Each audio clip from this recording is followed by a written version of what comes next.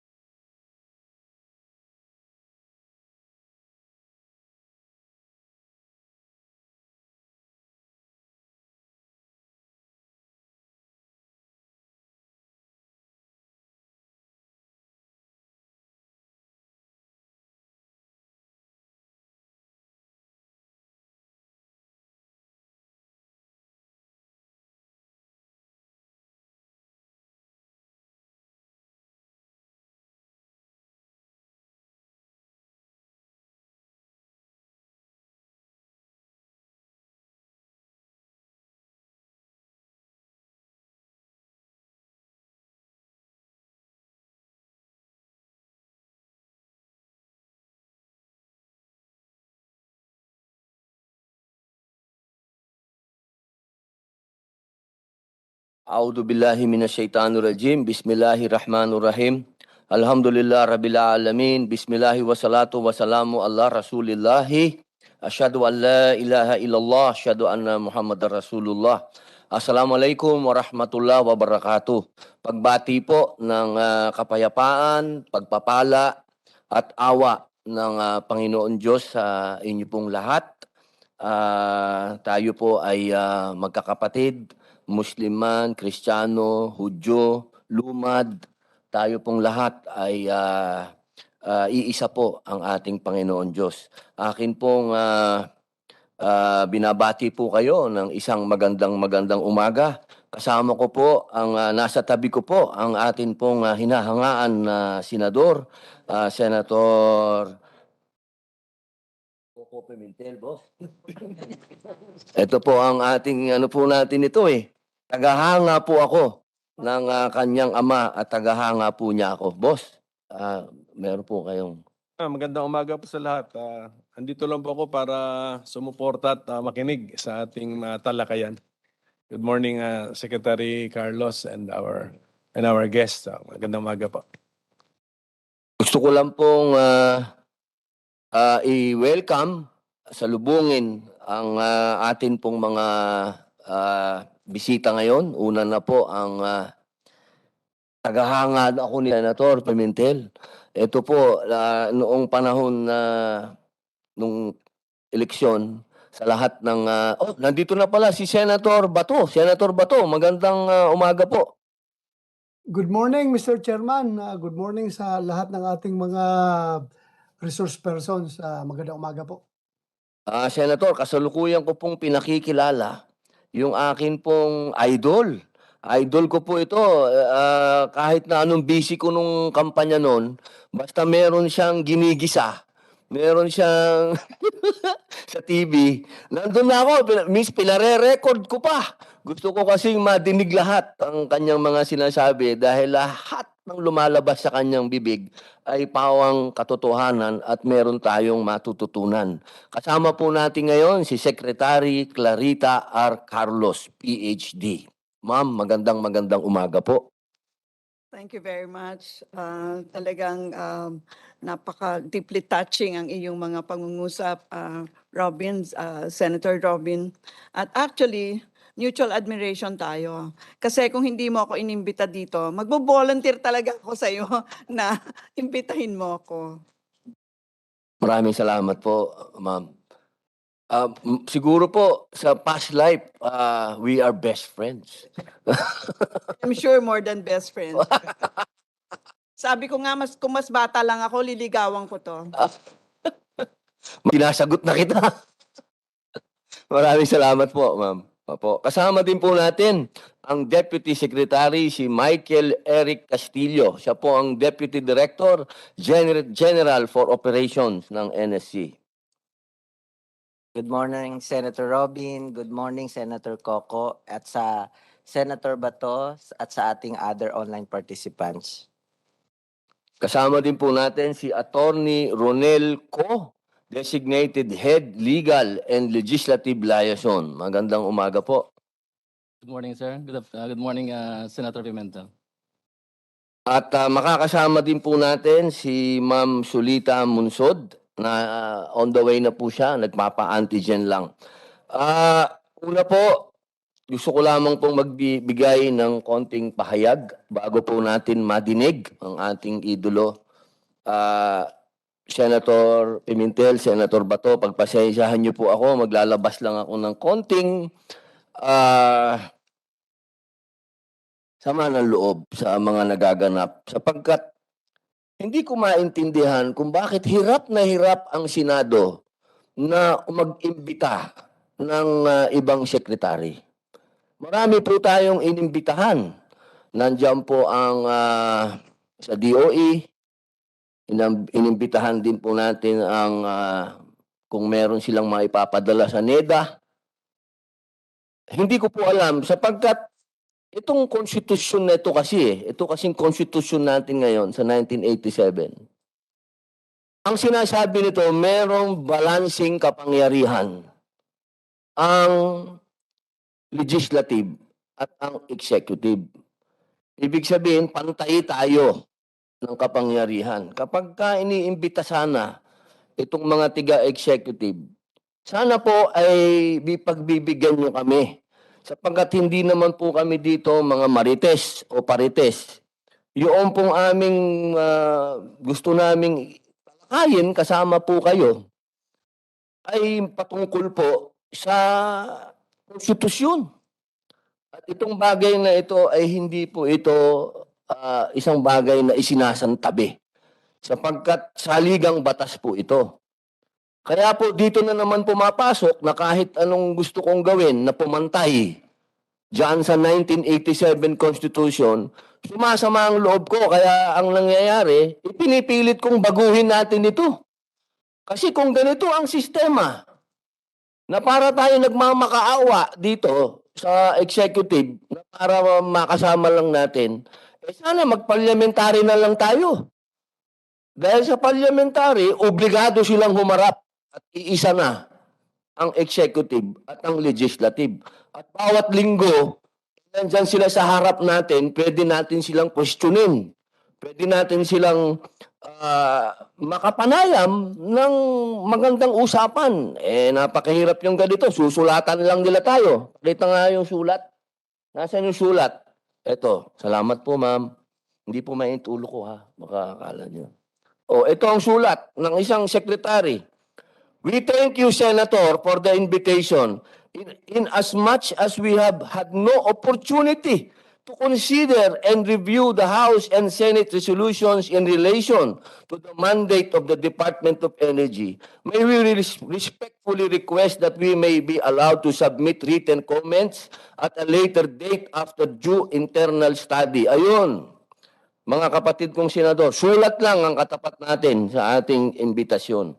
Kaya po sana, akin din pong pinasasalamatan ng atin pong si Senator Tolentino. Kasama din po natin siya. Senator Tolentino, mabuhay po. Magandang umaga po, Mr. Chairman. Magandang umaga po. Tutuloy ko lamang po yung aking medyo pagpasensyahan lang nyo ako mga kasama ko kasi talagang napakasensitibo. Unang-una, tingnan nyo, napakaganda ng itsura namin dito. Ako nasa majority, nandito ang aking hinahangaan, nasa minority. Interesadong kami dito sa usapin na ito. Yung inaantay namin, mambihira, oo. Sana magbigay po kayo ng interest dahil ang bill din na pag-uusapan po natin dito ay galing din kay Win Gatchalian, kay Senator Win Gatchalian na nasa majority din. Ang akala ko, kaalyado natin tong mga nasa executive. Kung kaalyado namin talaga kayo, siputin nyo kami. Pambihira, oo. Napakahirap po ng sitwasyon natin. Gusto natin bumalanse, pero kung ganyan naman ang maaabutan namin dito, mag-parliamentary na ho tayo. Wala na ho akong pag-uusapan dito, kundi mag-parliamentary na tayo. Para harap-harapan tayo. Ang hirap ng ganito, taguan eh. Hindi ako sanay sa taguan.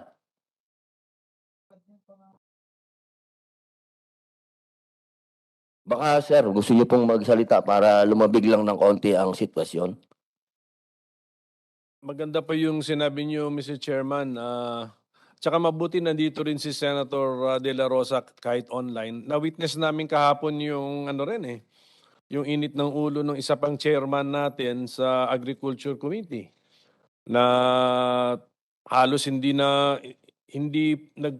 umusad yung hearing kasi sa galit na galit nga siya sa reports ng mga heads of the agencies to implement laws. So, andun din si Senator Padilla kahapon eh. Alam ko katabi niya si Chairperson Villar eh. Which, yung ganong situation could really be, hindi ko sinasabing panacea, no, nasagot lahat ng problema, but improved by the parliamentary system being mentioned by our chairman.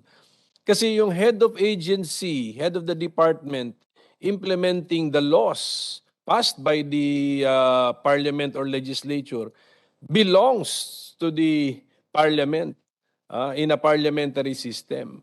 Therefore, una sa lahat, he could have been the nominee of the majority group in the parliament.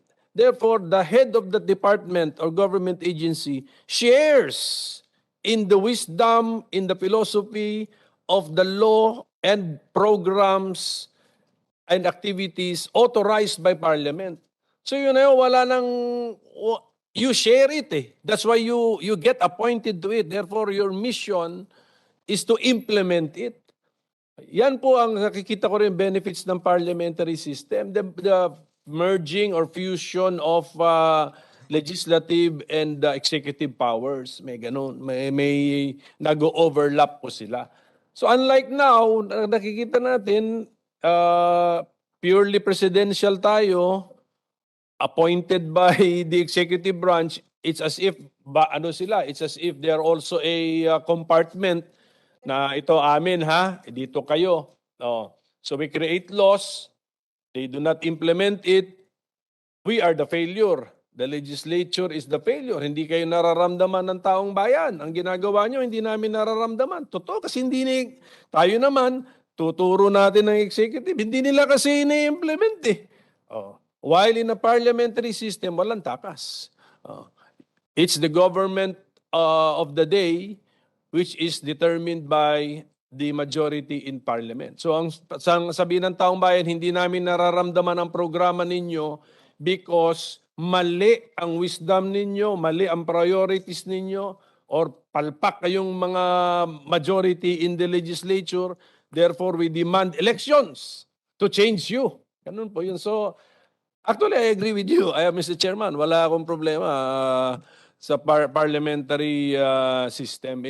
I think it's better for the Philippine culture din Yung flexibility. We can make a mistake in an election and we can correct it after two years down the road. Two to 3 years down the road, we can correct it in a parliamentary system. Pwede nga 1 year down the road. So, ganun po yun. Yun po yung nakikita kong benefit po sa Republika ng Pilipinas if we adopt a parliamentary system. Ibang usapan naman yan sa federal, because federal is central national relationship with regional states. So, but parliamentary is the fusion of or the sharing of powers between legislative and executive. At saka, ito na yung totoo na when you call the Congress as the representatives of the people, yun ang totoo sa parliamentary. Oo, yun ang totoo. Kasi, di ba, even the executive branch is determined by the legislative will and the members of the legislature are representatives of the people. So, mas maganda pa yun, Mr. Chairman. So, I agree with you. Concentrate. We also concentrate on a proposal to adopt a parliamentary form of government. Thank you, sir. Thank you, sir. Maraming salamat po, Senator Pimentel. Napakaganda po nung pagkakapaliwanag. Yan po ang ating bar top notcher. Napakasarap pakinggan. Maraming salamat po. Senator Bato, po, ang aking pong idolo. General, Senator, kayo po. Thank you, Mr. Chairman. Hindi po ako Bartap Natser. Pulis lang po ako. Pero hindi ko pahuhupain yung init ng yung damdamin. Yung bugso na yung damdamin. Bagkos ay ito'y dadagdagan ko pa. Dahil nga hindi init yung iyong ulo kapag sana itong taga-executive branch of government ay lahat tayo ay nag-o-observe ng co-equality, yung doctrine of co-equality. We are co-equal branch of government and we should respect each other. Pag nag-imbita tayo, dapat they should also attend to our invitation. Dahil nga, unless otherwise, they're thinking that the executive branch is over and above the legislative branch of government, ay pwede siguro tayo isnabin at hindi pansinin yung ating imbitasyon. Pero pareho lang po tayo kung equal branch of government tayo, kaya we deserve the courtesy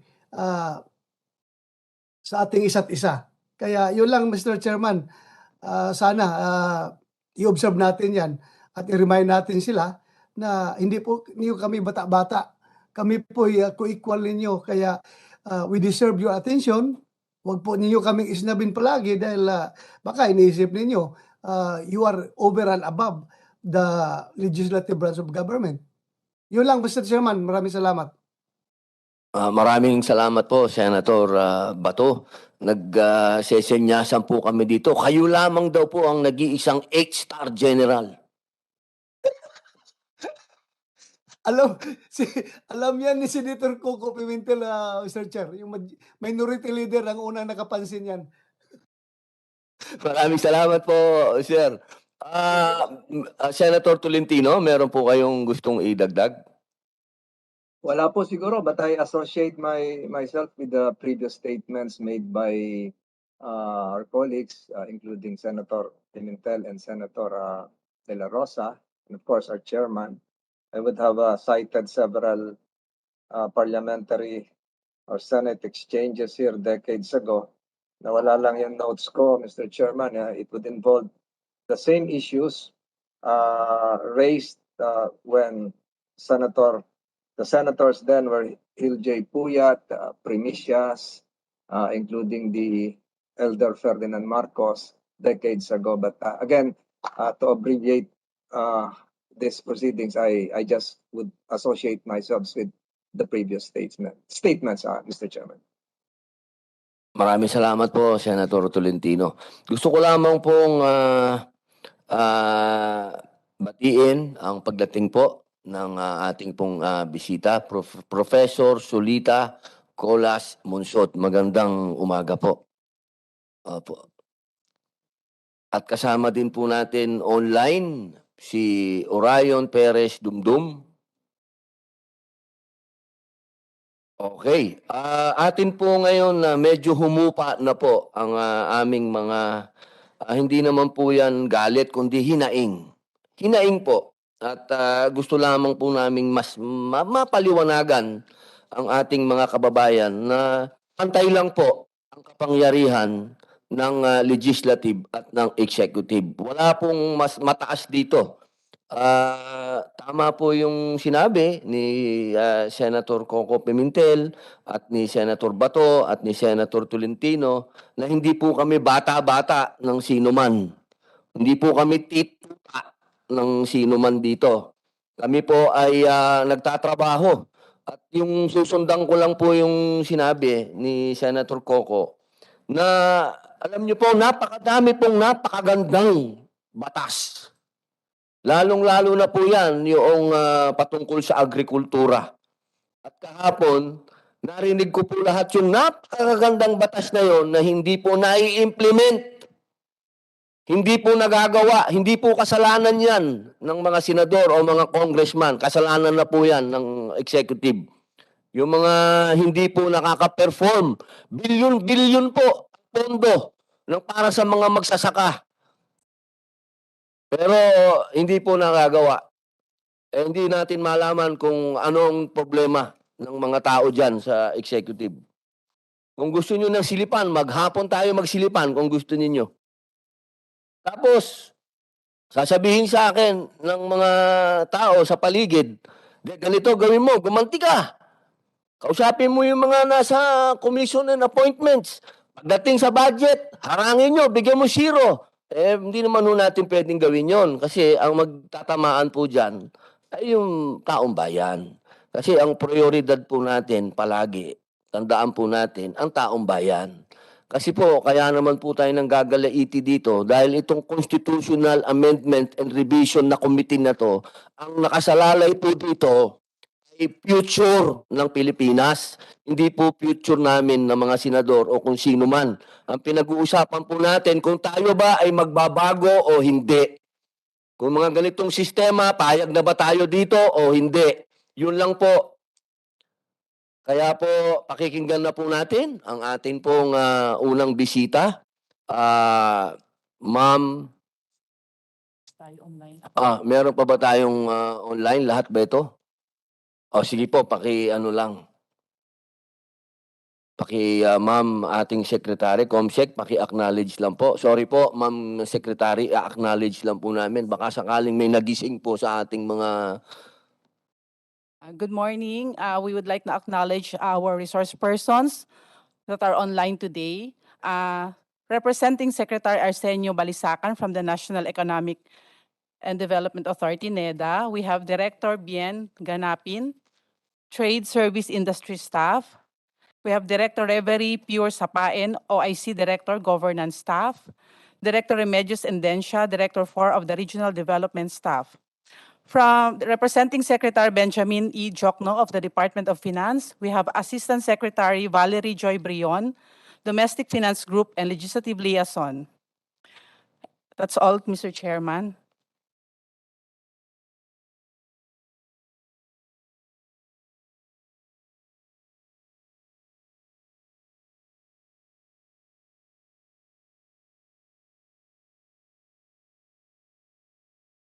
Salamat po, maraming salamat po. Papakinggan na po natin ang ating pong bisita, ang ating pong kalihim na masasabi pong pinakamahalaga na kalihim po natin dahil ang usapin po dito ay seguridad ng ating bansa. Ang ating pong pinakamamahal, Secretary Clarita R. Carlos. Magandang umaga po. Thank you very much, Your Honor, Senator Padilla. Just to repeat, if the senator had not invited me, I would have volunteered to come. Mainly because many, many years ago, starting in 1989, I was already part of a group composed of your father, very good friend, Nene Pimentel, Pepe Abueva, our UP president, and several others who went around the whole archipelago doing political education. Why did I say it was political education? Because we were not really like advocating federal and parliamentary system. We were really laying down the groundwork for a future referendum when the population would be asked in regard to constitutional changes. And so whenever we have these interactions, I would always be the curtain raiser, the first one to introduce the subject area on federalism and parliamentary systems.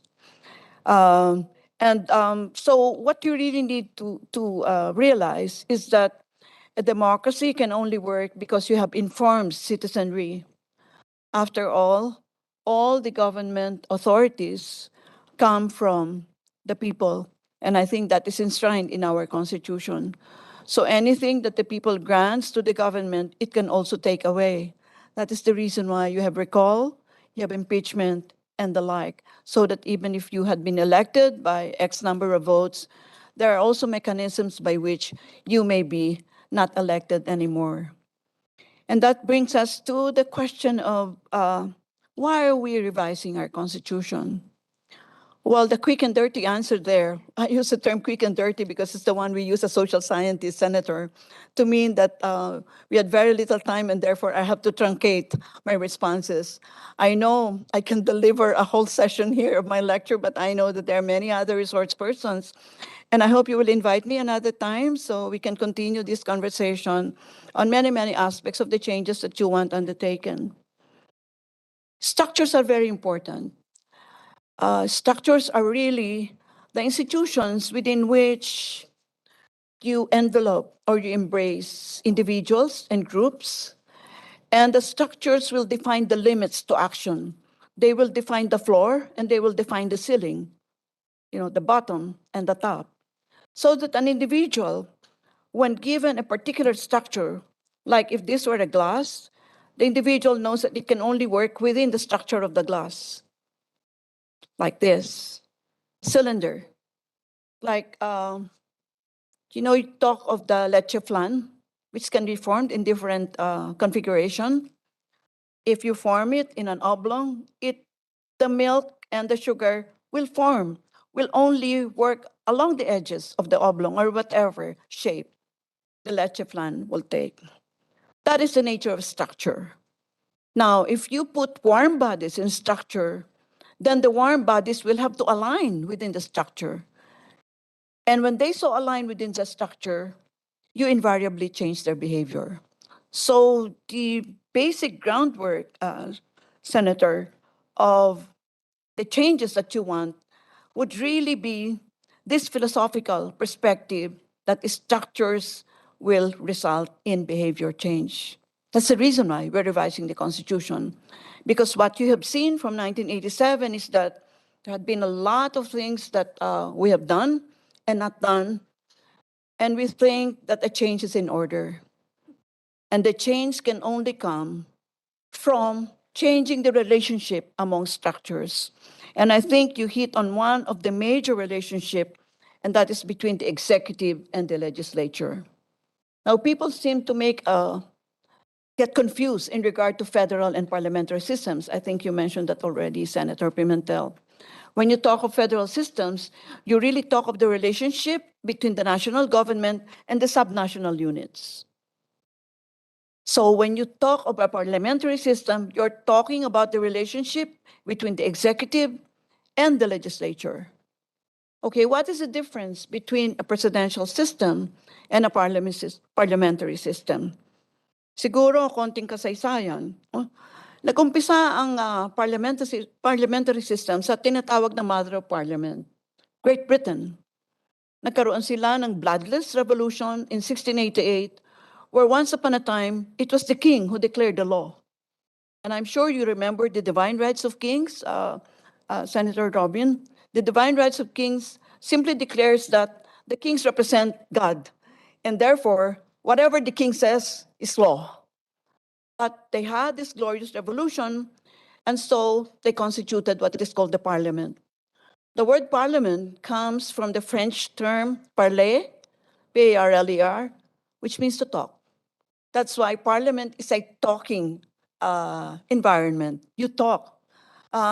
if you zipper your mouth there, I mean, you'll be ousted in the next election because everybody, that's why no bobo can be member of parliament, by the way. I'm sorry for the use of the word, but I cannot find any other one which is appropriate. Meaning somebody who has nothing between his ears will eventually be kicked out of the parliament because he will not be able to converse, he will not be able to exchange views, he will not be able to sustain the question hour, which will happen. I think you mentioned that a while back, because in the question hour, every member of the parliament will be asked, what have you done in agriculture? What have you done in health services? And the like, and will be made accountable for what he has or has not done.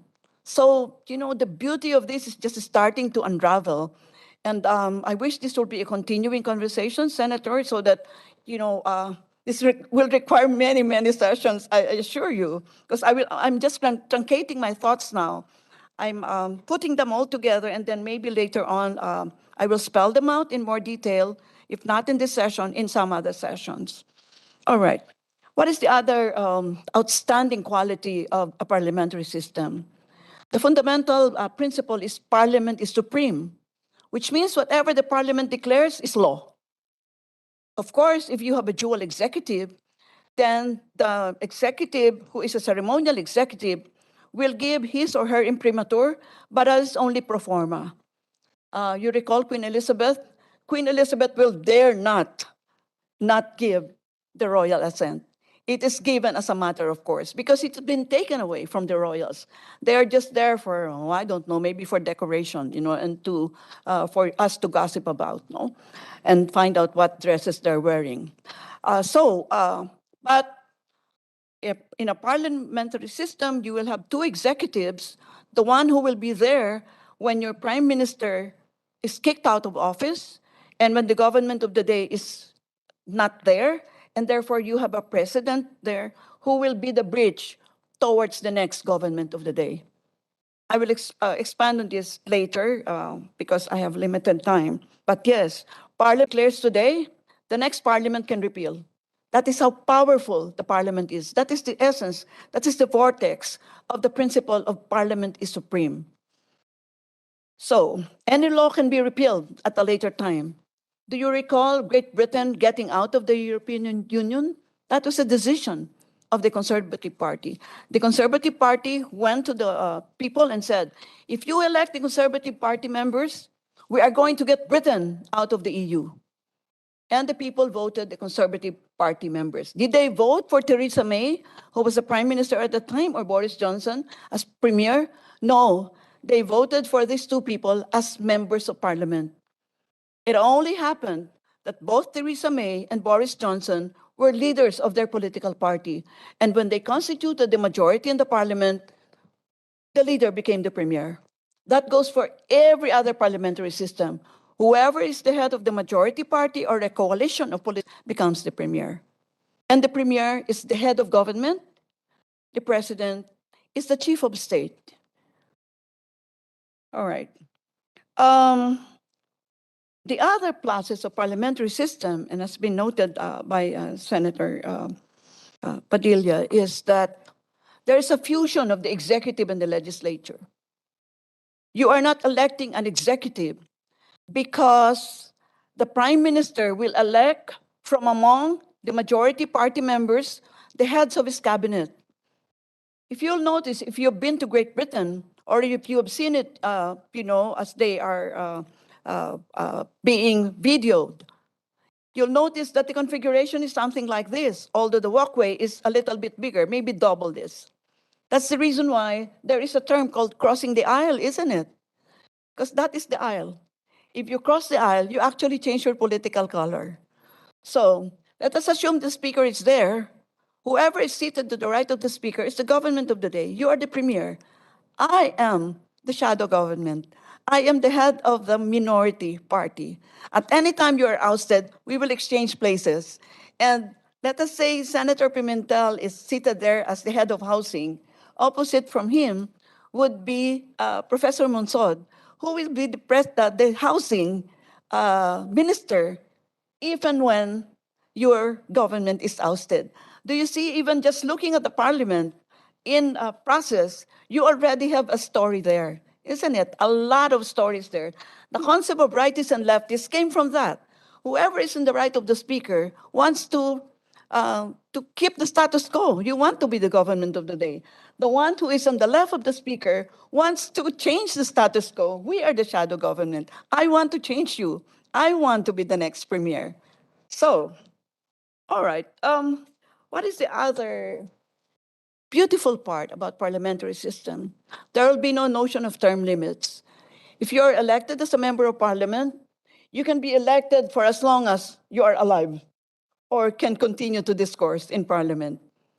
And you're elected by your electoral district, by the way. If you do not perform, of course, the next time you are not elected. And the best part about that is you don't even need to spend for your election because it is the political party to which you will plug your umbilical cord because it will pay for your campaign expenses, your radio and TV time. But beware, if Eric here is a member of the political party, I'll tell him, Eric, ha, bayaran ko yung campaign expenses mo, ha, and radio and TV time mo. Pero kuidaw ka, whenever you are in parliament, you got to toe the party line. Which means, if we are, let us say, against abortion, dapat against abortion tayo. Yun ang party line. Kung hindi, tumiwalag ka sa party. Do you see? Party discipline. Kasi hawak ko na siya, ako nagasto sa kanya. Okay. And the other better part of this election is that we're not going through a very torturous, ano ba yon? Parang 3 months na election na naubos na yung salapi mo, hindi pa matapos yung campaign. The usual campaign period is only 2 weeks. After the parliament is dissolved, within 10 to 12 days, meron ka ng bagong parliament. Because you only go to the electoral district and you campaign on the electoral district. You are not campaigning in the whole Great Britain and Northern Ireland. You are campaigning only in your electoral district. So you don't need 3 months to do that. No term limits. There will be no, even political dynasties will be irrelevant. Why? You have political dynasties, and the empirical evidence supports me here. Orion, are you there? I'm sure you can say more about that later. But the reason why you have political dynasties is because you have term limits. You told people that ikaw ganitong taon ka lang pwedeng elect. Sabihin, ako, ang ganda sana ng gagawin ko. Itong kapatid ko si Eric, siya na nga ang aking sunod na mag-elect, no? Mag-campaign. At marami na akong naitanim na mga magagandang mga proyekto. Siyempre, Eric is more likely to be elected. Not so much because we have the same surname, Carlos, but because he just followed through what I earlier started. Why will there be no political dynasties? Which is so antithetical, by the way, to democracy. Because you can only be elected by the electoral district. Never mind that your surname is the same as mine. Do you see? These are really the things that we have to think about. And I think if we're talking about strategic communication, Senator Padilla, this is how we should sell it. No term limits, no political dynasties. These are irrelevant issues in a parliamentary system. Okay, I don't know how much more I can go deeply on this, but do I have the time? Opo. Okay. All right. What else does a parliamentary system require? It needs a very, very strong bureaucracy. That is the reason why in parliamentary systems you have what is called permanent secretaries, because it's not the case here where when you have a change of administration, you change everybody up to director. Do you know, I wrote a book, by the way, Senator Padilla, on bureaucratic reform. I'll give you copies, no? Sorry sa commercial, ha? Pero doon, nakita ko ang presidente will appoint upwards of 5,000 positions. I'm sure, Senator Pimentel and Padilla, you know that mag-choose nga lang tayo ng 10, nahihirapan tayo. Isipin mo, 5,000 yung papakailaman mo. Every time there is a change in administration. And that's now it's not going to be. In a parliamentary system, only the head of the department, only the head of the ministry will change. And there will be continuing policy because the permanent secretaries will be the ones that will continue the policy, and it's only the direction that the head of the ministry that will direct. Do you see the beauty of all this? The bureaucracy is king in a parliamentary system. That's why when you talk about implementation, never mind that the cabinet secretaries are changing, it's really the bureaucracy under them who will continue under the continuing rules of the game or the rules of, well, the rules of the civil service or the rules of the bureaucracy. So when we adopt the parliamentary system, all these concomitants we really have to put in together. You cannot adopt them like fragmented, like with all due respect, you cannot revise the constitution piece by piece or fragmented. Let's talk of the constitution like an organism, like a human body. Meron siyang sakit sa kanyang puso, may sakit siya sa kanyang kidney. Wag lang yun ang pakialaman mo. Alaman mo lahat kasi infirmed siya eh. Kasi yung puso niya at saka yung kidney niya, meron siyang relationship, di ba? So hindi mo pwedeng galawin yung economic provisions kasi yung economic provisions, nakatukod siya sa political and social provisions. Hindi ba? So hindi siya pwedeng stand alone. Papalitan mo yung economic. Tapos yung iba hindi mo siya papakialaman. When we are going to revise the Constitution, dapat omnibus ang revision mo. Kasi bawat section doon na papalitan mo, ay meron siya mga pinsan sa other sections. Mag-move lahat siya eh. They will all be moving parts. So, I'm sorry, I apologize if I go against the notion that you can in fact revise the Constitution piecemeal, you can't. Otherwise, we will be wasting our time, and some other time, we will again revise the Constitution. And we don't like to do that. You know, revising the Constitution is not like suddenly, we scratch our head. Sa ligang batas po natin yan. It's the basic law of the land. It is not revised willy-nilly. It's not as if, ganito yung capriccio natin ngayon, we change it. No, we don't. We're changing it because we want structural change. We want structural change because we want behavior change. I think I shall conclude at that point. Thank you.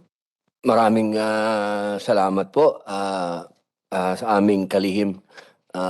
Napakaganda po ng inyong pagpapaliwanag, lalong-lalo na po doon sa usapin na magkaharap na yung dalawa. Hindi po nagtataguan. Napakaganda po nun. Kasi yun po ang gusto ng ating mga kababayan, na gusto nila marinig nila na sa bibig mismo nung mga pinuno nila kung ano yung mga plano nila ng harapan. Hindi po pwede na dadaan pa muna sa media, kanya-kanya munang pagalingan sa media, kanya-kanyang banatan doon, pero hindi naman sila nagkakaharap. Napakaganda po talaga noong harapan na nandiyan yung shadow government, nandoon yung ruling, sige, banatan kayo dyan. Yun po sana ang gusto natin na mangyari para yung ating mga kababayan ay hindi nangangapa. Patungkol naman po doon sa May I immediately react to that? Okay, that's a very good point. Because during the question hour, the Prime Minister, in fact, together with government of the day, we say government of the day because at any day they can be ousted. That's the reason why we use that term. The government, in fact, can stake the life of its government on a question of policy. Policy X, for example. No? And when he stakes the life of his government on a question of policy and he does not get the vote, he will be ousted. That's one other great part about parliamentary system. Opo, ibig niyo pong sabihin, hindi kailangan ng people power. No, you don't need people. You just oust him. But, Senator, when Kasi nagkaroon na po ng addiction yata ang Pilipino sa people power. Lagi na lang, punta tayo sa EDSA. Maramihan tayo ng tao dyan. Sa parliamentary po, hindi na po kailangan yan. mayroon po nung role ang rally sa ating liberal democracy. Pero wag ho natin sa kalye gawin ang ating ang mga pagbabago. Maraming salamat po. Ngayon po, baka may gusto pong... Umaabot lang naman sa kalye kasi yung protesta pagka walang structure na dadaanan kasi yung grievance yung hinaing ng taong bayan eh. In a parliamentary system, nandun yung structure. May grievance kami, may hinanakit kami sa legislatura, sa parliament. Yung aming problema sa ngayon, hindi nila binibigyan ng tamang atensyon o tamang kilos. Palitan natin sa eleksyon. So, pipressure namin ang aming member of parliament to siguro a vote of no confidence para to dissolve the leadership in the parliament mapipilitan to call an election. And then hopefully the election will reflect, makita ng eleksyon yung sentimiento ng taong bayan. Kaya importante rin na clean and honest elections dapat. So tama, tignan natin yung mga mga bansang yon na talagang pinatibay na nila yung electoral system nila, pinagkakatiwalaan nila ron, at saka walang insentibong mandaya ron because yung taong bayan na mismo ang susuka ka kung mandaraya ka sa eleksyon or you will be ostracized and forever remembered. So, sanctity yun. Kasi yun ang yun ang paraan eh. O, yun ang paraan ng pagbabago eh. So, yun po yun. So, para sa akin, yung parliamentary system reflects the needs of the society at the present time eh. Kasi kung hindi mo sinasagot yun, you do not belong to parliament. You will be ousted in an honest election reflecting the will of the people. Kaya yung mga patago-tago na member of the cabinet or of the government, magiging permanente na yung pagtatago nila kasi hindi na sila magiging member of the government. They will be ousted, yun na nga ang sabi, through an election reflecting the will of the people. Yun po, so marami po itong marami talagang kailangan natin, pagbabagong kailangan gawin. Tapos yun na, since posible yung government of the day matanggal at any time, kailangan may matibay pa rin yung gobyernong naiwan. Kasi meron yatang possibility, Secretary, na that there's a period of time that there is no government of the day formed yet, ganon. So, That's the reason why you have the ceremonial president to bridge over. yes, so that's why matibay yung bureaucracy. Kasi even without a head to give the direction for the moment, tuloy ang gobyerno, existing ang gobyerno. So these are many features, Mr. Chairman, na pagandaan talaga natin lahat ng mga yan. So thank you po, thank you. Napakaganda po. Kasi kakapangyari lang po niyan sa UK na kailan lang kay Boris Johnson ba? Boris, di ba? Na nagkaroon sila ng eleksyon, nanalo nga siya, pero ang nangyari, tinatanggal siya Tinatanggal siya, pinag-resign siya dahil medyo may mga iskandalo siyang ginawa, COVID, pero tumutoma-toma siya, nagalit ang tao pinag-resign siya, nag-eleksyon. Nanalo pa rin siya. Pero nangyari, yung kanyang mga minister nag-resign. So wala siyang nagawa. Natanggal siya, palit siya. If you will notice there, despite the fact that they ousted Boris Johnson, still the Conservative Party controlled the majority in the House of Commons. And therefore, they chose among themselves the next leader, no? But if the majority party loses its majority, we're talking arithmetic majority, no? Then they go to the country and have an election. Yun ang maganda Sige po, Senator. Yun po yun. So, kung nakita natin, change is is easier to achieve under a parliamentary system. So, the party controlling the majority of the parliament made a change within. So internal, nagawa nila, bago. Kasi yung face nila, ayaw na ng tao. Let's say it's masyadong too costly for the party to maintain that face of the party. Palitan, internal. Tapos sinasabi nga sa atin ni Secretary Carlos, kung kailangan silang palitan yung mismong majority, kaya rin. Because bakit papalitan? Nagbago ang sentimiento ng electorate. Hindi na kayo ang representative, the tamang representative sa panahon na ito. Maybe sa last election, totoo. Nagbago. So nagbago ang sentimiento namin, papalitan. So, ganun po. So, I mean, napakaganda if we are after a structure which will allow changes in the government to be made easier because the structures make it possible. So, napakaganda. And then kung ganyan nga, you're a member of parliament, you're the persons running the government, parati kang on your toes. So pati yung change in behavior nga sinasabi ni Secretary Carlos, on your toes, hindi yung katulad kahapon na na-atake ni Senator Villar na ang tamad nyo, ayaw nyo magtrabaho. O, gano'n. So, change of behavior on your toes parati. Di ba? Kasi kahapon, ma'am, ang excuse na nabibigay, we are a member of the board. The board, this is the board decision. We need approvals, two to three levels of approvals. Ganun yung kahapon na excuses na nabibigay. So, you are not on your toes. In effect, kung tutuusin, the whole structure is not on your toes kasi you can turo eh. You can, ipasa mo yung bola eh. Pasa mo yung blame eh. Which is also lumalabas doon sa ating blue ribbon kay Senator Tolentino na excuses din. Pasa rin ng bola.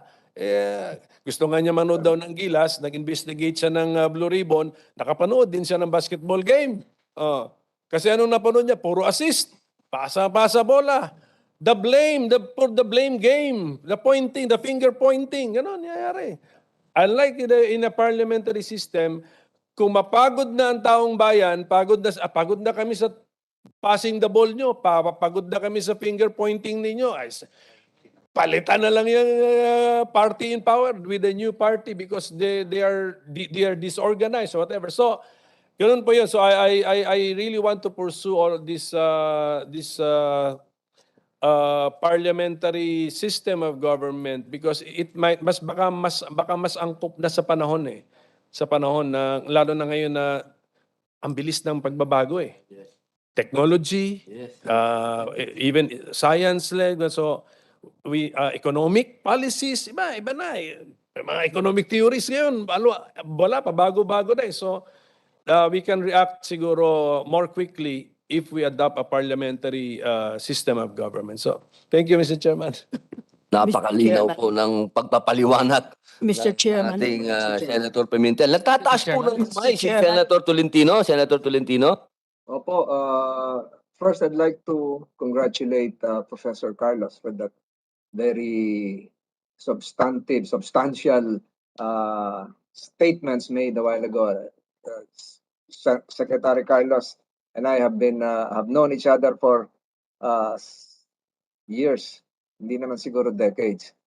And I congratulate her for elucidating some items that should have been at the forefront of national discussions years ago. Mr. Chairman, allow me to quote something that I stumbled upon. I was there during the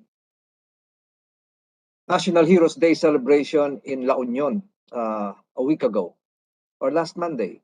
And it so happened that one of the greatest sons of La Union is a former senator Camilo Osias from La Union.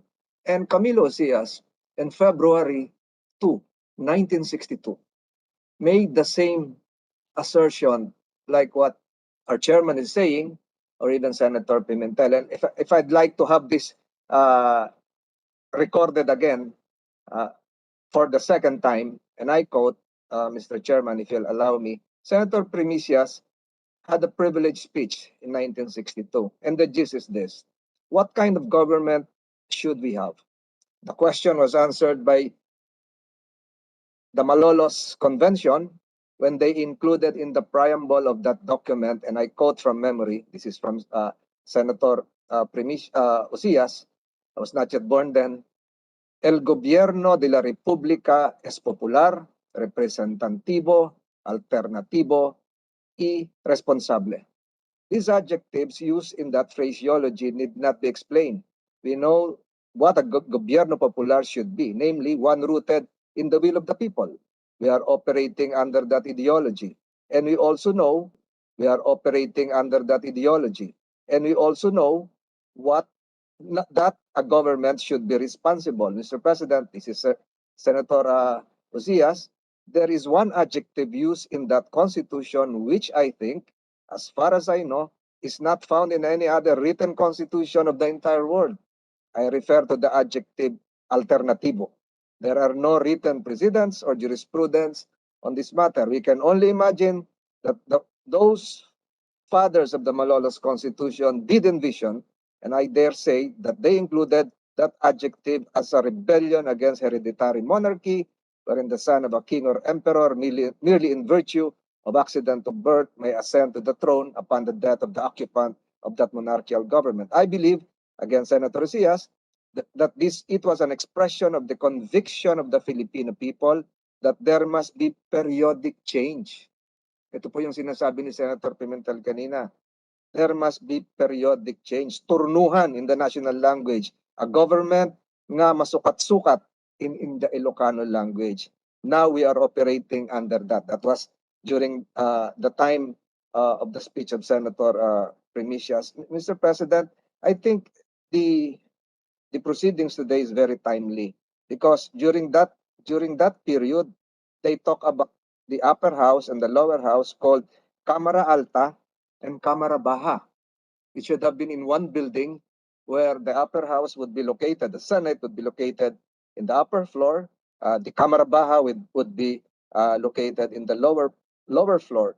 But then again, Mr. President, after 1962, this speech of Senator Osias still would reverberate in the memory of historians because we're now talking of parliamentary federalism, and these are all very timely, especially with the explanation given a while ago by my former professor, Professor Secretary Carlos, and I hope the discussion would be elevated nationally to a level beyond partisan politics, and even a discussion that should include the grassroots level. So, Mr. Chairman, though I was absent last time, I would be a participant in your committee hearings virtually and perhaps later on physically. Maraming salamat po, Mr. Chairman. Excuse me po, sir.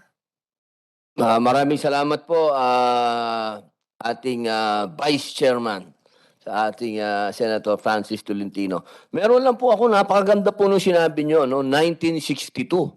Alam nyo po, senador po yan eh. Sigurado po ako yung sinasabi nilang pagbabago na yan kasi nung 1971 kasama po ang ama ng ating Senator Coco Pimentel. Gumawa po sila noong 1973 Constitution. Parliament na po yun eh. So nakita natin na talagang yung sinasabi nyo na dumadating talaga yung panahon na kailangan magpalit ng tumatakbo ang panahon eh. Kailangan nag-a-adjust. Sabi nga ni Senator Coco, dapat nag-a-adjust talaga. Ngayon po, pakinggan lang po natin. Chairman. Sige po. For the record ko lang ha, although member yung father ko sa 1971 Constitutional Convention, he did not vote for the draft. He refused to vote because of the what happened, the subsequent happenings. Kasi may mga pressure doon, alam mo na, may mga bombing pa nga doon eh. Sa Quezon City Hall yata yun, sa comfort room. So may mga subsequent events which pressure delegates, mga ganun. So, ang ending po nun, my father refused to vote for that draft. Apo. Makulay po kasi yung panahon na yan, 1971, wala pang martial law nun eh. Na-approve po ang 1973 na yung Constitution na-approve. Martial law na. Kaya nagkaroon na ng maraming... Ang pagpapatawag si Secretary Carlos will correct me if I'm wrong. Ang eleksyon sa CONCON, wala pang martial law. Wala pa. But then, CONCON pa rin, there was still a CONCON, there was a declaration of martial law. Am I correct, Secretary Carlos? Yes. Yes, yeah.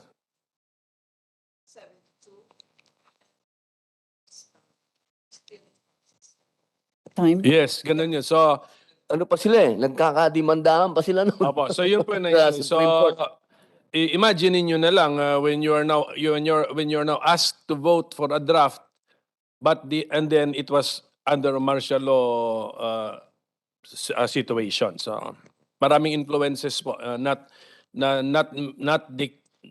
which may not be maraming influences sa decision mo which may not be connected to the merit of the draft. Diba? So, yun po yung gusto kong sabihin. Okay. Salamat po. Okay, maraming salamat po, Senator Pimentel. Meron Mr. pong Chairman? gustong magdagdag si Ma'am... Ako po, sir. Kanina pa po ako. Sandali lang po, sandali lang po. Apo. Ma'am Sulita Munsod. Ma'am, kayo pala yan. Kanina kasi Ma'am, kamusta po? Long time no see. Opo, salamat po at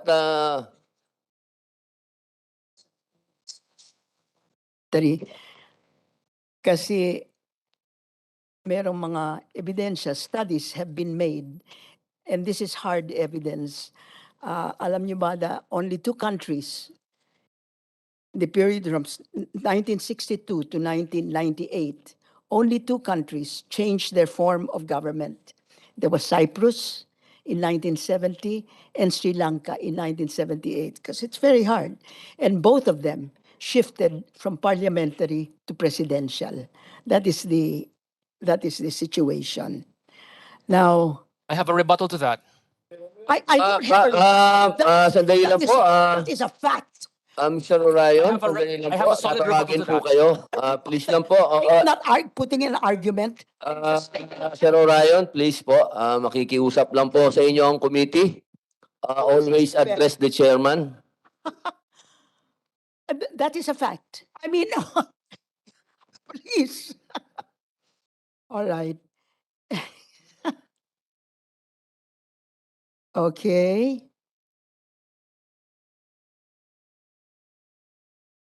Mr. Chairman, No, I'm just trying to give the empirical findings. Mr. Chairman, This is may I- not subject to argumentation. This is a fact. If you Mr. don't want me Chairman, to point give of you order. facts, Mr. no Chairman, point of problem. order. At least we should allow Ms. Monsod to finish her statement before any other resource person can butt in. That's Yes, what- yes, Vice Chairman. Opo, maraming salamat po. Tuloy po, ma'am. Opo. I'm trying to get back.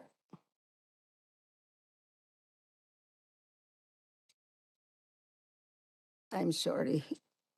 I've lost it.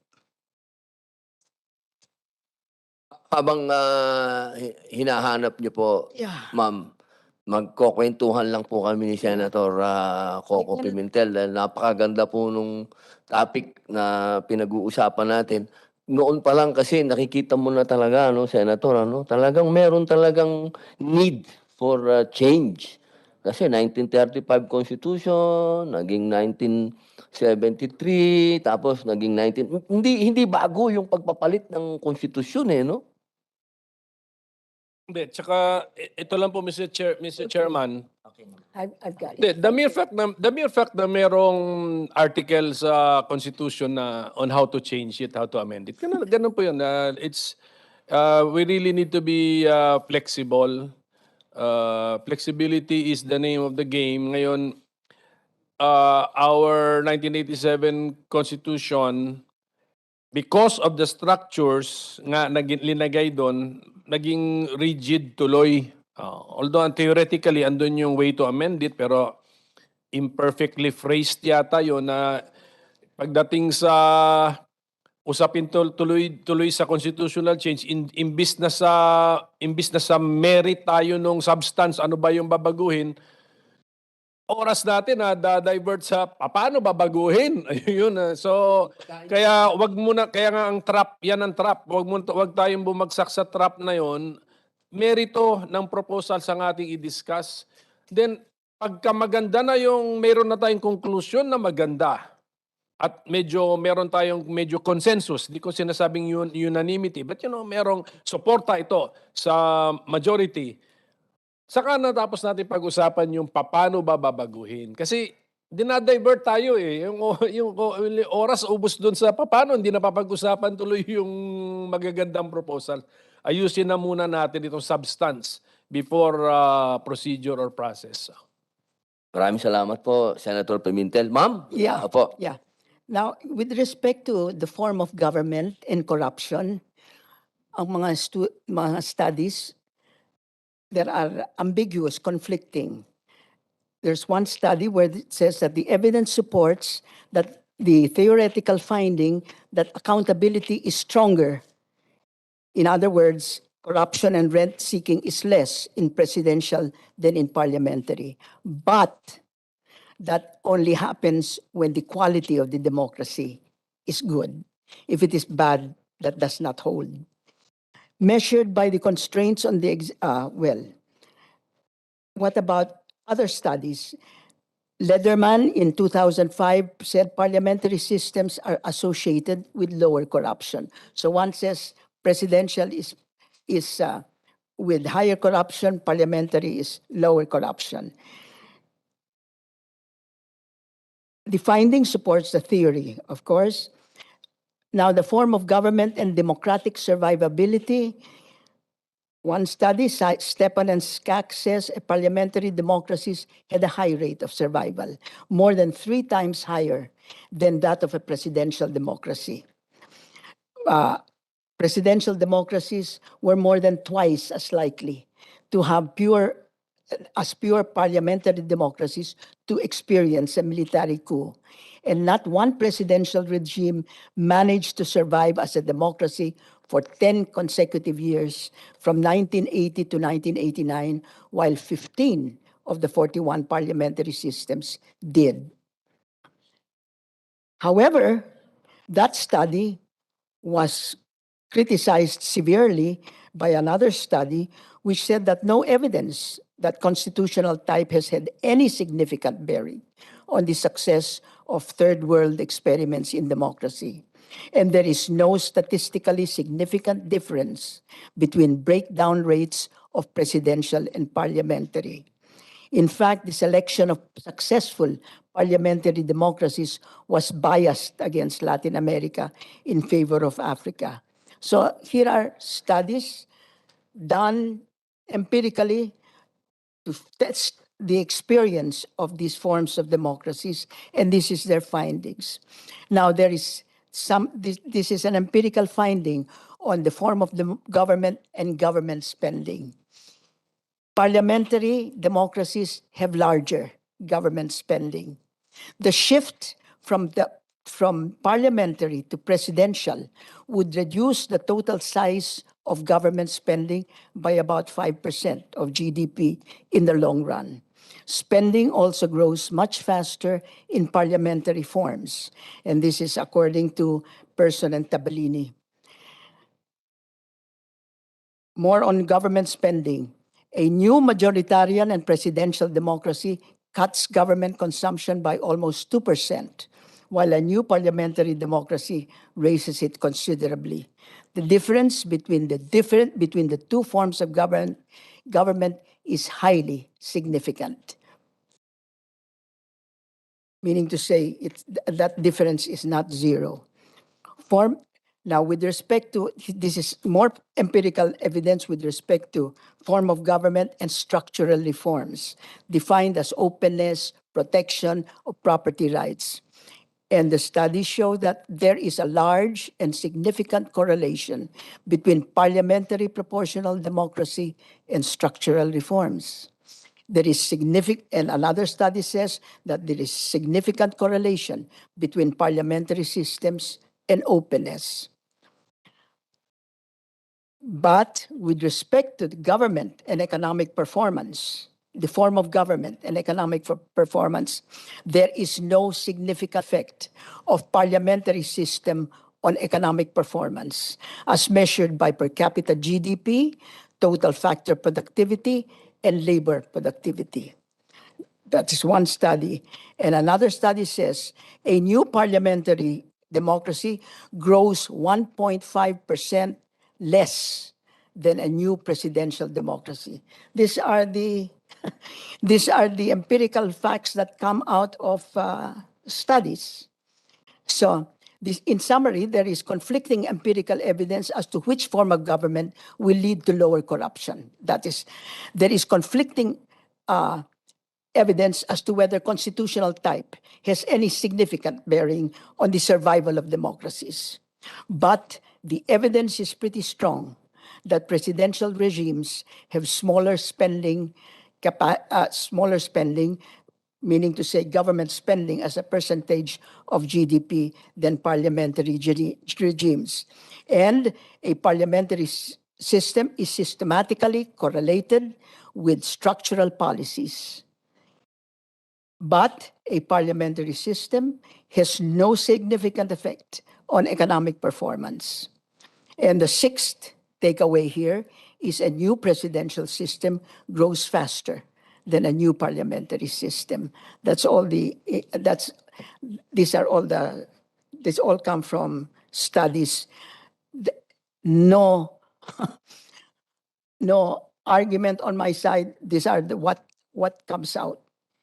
All right? Okay, sige po. Just a Senator. question. Were those conclusions your conclusions or conclusions of a study? No, these are the studies. Study. Sige. Yes, I mean, these are. So around six, no? Six Oh, no, they are major. not my conclusions. Okay, Not that's at you all. just read the study. So nakuha ba ng stenographer natin yung yung Opo. the name of the study so we can These are several studies. These are a whole. several studies are several but you studies. listed the six conclusions. From those several studies. Yes, from those several Yes. studies. So thank you for Just summarize. yes, thank you for summarizing the studies for us. Yun lang yung kinaklaro ko. Salamat po. Maraming salamat. Tapos na po kayo? Yes. Apo, meron lang pong sasabihin si Secretary Clarita Carlos. Yes, thank you very much. I would like to compliment my colleague, Professor Monsod. We're colleagues at the University of the Philippines. I at the Department of Political Science and Professor Monsod at the School of Economics. I complimented her because she presented empirical evidence which were done by social scientists in regard to which type of structure would enable us to reach the desired result. There is no doubt that if you will notice, some of them are conflicting results. Yes, and as it should be, as is in the nature of social science research. Mainly because social scientists, including economists who are social scientists, use different variables to test, and they also have different levels of confidence when they test. And so when Professor Minsot talks about no statistical difference, it simply means that whatever difference that you're seeing is happening by chance. But when she says that there is a very high correlate, that means that they are moving in certain kinds of direction, which in fact are related to each other. This would be for the benefit of those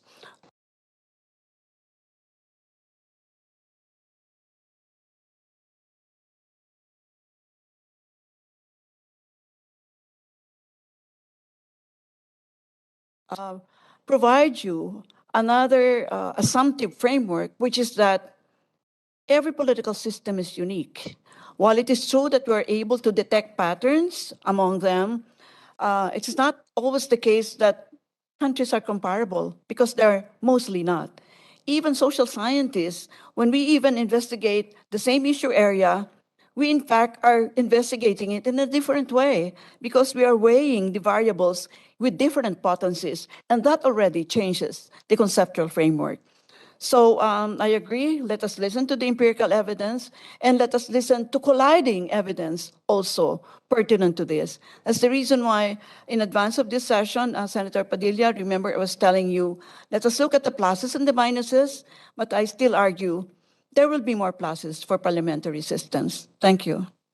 Meron po kayong gustong idagdag? Okay. Okay po. Study lang. Opo. Meron po tayong, iwan muna po natin yung topic na yan. Puntahan muna po natin yung kung bakit po tayo nandito. Ito po ay patungkol sa resolusyon ng ginawa po ni Senator Win Gatchalian na ang gusto po niya ay magkaroon ng Constitutional Assembly at nagpo-propose po siya ng amendments sa restrictive economic provisions ng 1987 Constitution. Ito po ay nag-request po si Senator Win Gatchalian na gusto po niyang mahingi ang opinyon ng ating mga secretaries. Kaya po natin inimbitahan yung ating mga kalihim at tayo naman po ay sinwerte at pinagpala na tayo po ay pinagbigyan ng ating kalihim sa national security ang atin pong ginagalang na si Secretary Clarita Carlos. Ang tanong po ng ating senador, kung magkakaroon daw po ba ng epekto sa seguridad kung babaguhin po natin ang magkakaroon ng amenda sa konstitusyon patungkol po sa economic. The answer is certainly yes.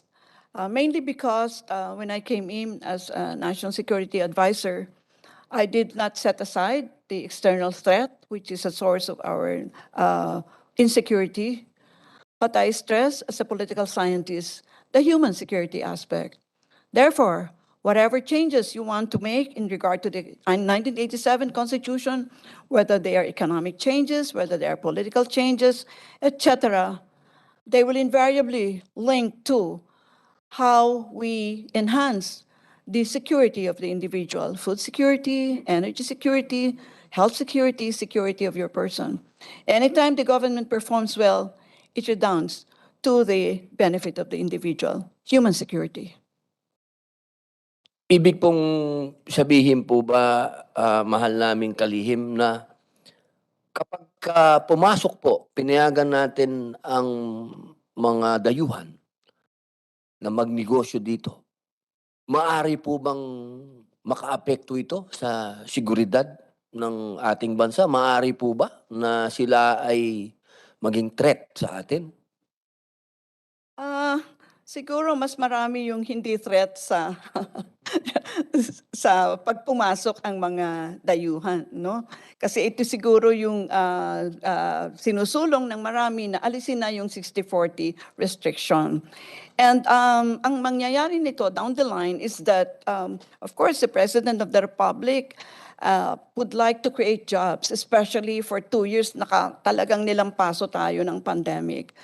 So when they come in, they bring in capital, they bring in factories, manufacturing, innovation, they create jobs. You create jobs, somebody is paying for his amortization for a house, he has money to pay for the amortization of the house. Human security, you create jobs, they will put their children to school, education. We are educators here, Professor Mansod and I. That is in fact the nerve center of economic and political development. So yes, anything that we do to liberalize the environment within which work happens, within which our daily acts of living happens, redounds to the benefit of the individual. Ang issue po yata kasi ay patungkol po sa telecommunication. Yun po yung number one na nire-raise nila.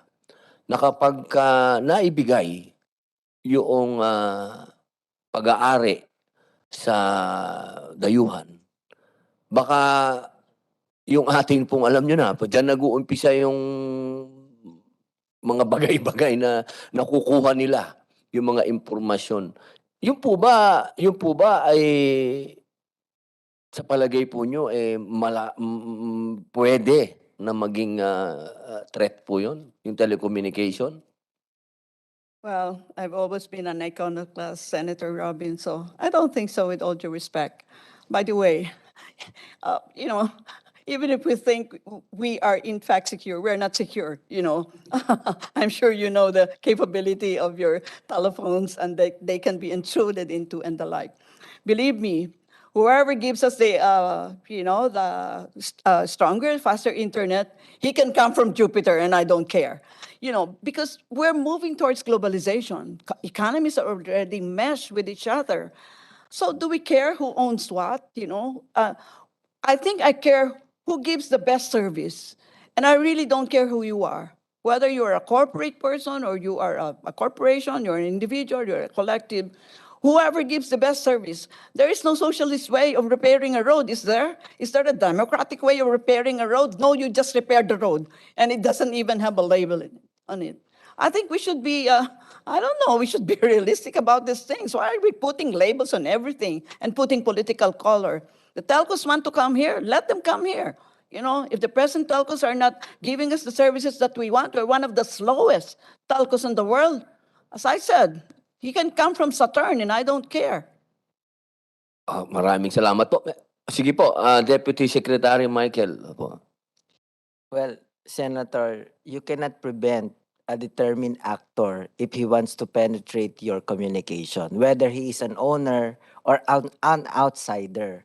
I mean, we can talk about any other country with capabilities, and they may not own your telcos, and they could do something about your system. But what the problem with this kind of fear is that, first and foremost, there is no evidence that would support that, in fact, when you have the ownership by foreigners, is that it will automatically be a breach of our security, because some people would only want to do business and would not do something else. And we have to weigh the security implications and our desire to have better services, because the better services redounds later on to your ability to progress economically. And when we talk about the linkage between economic development and security, we have to always understand that economic and security, they are like double helix.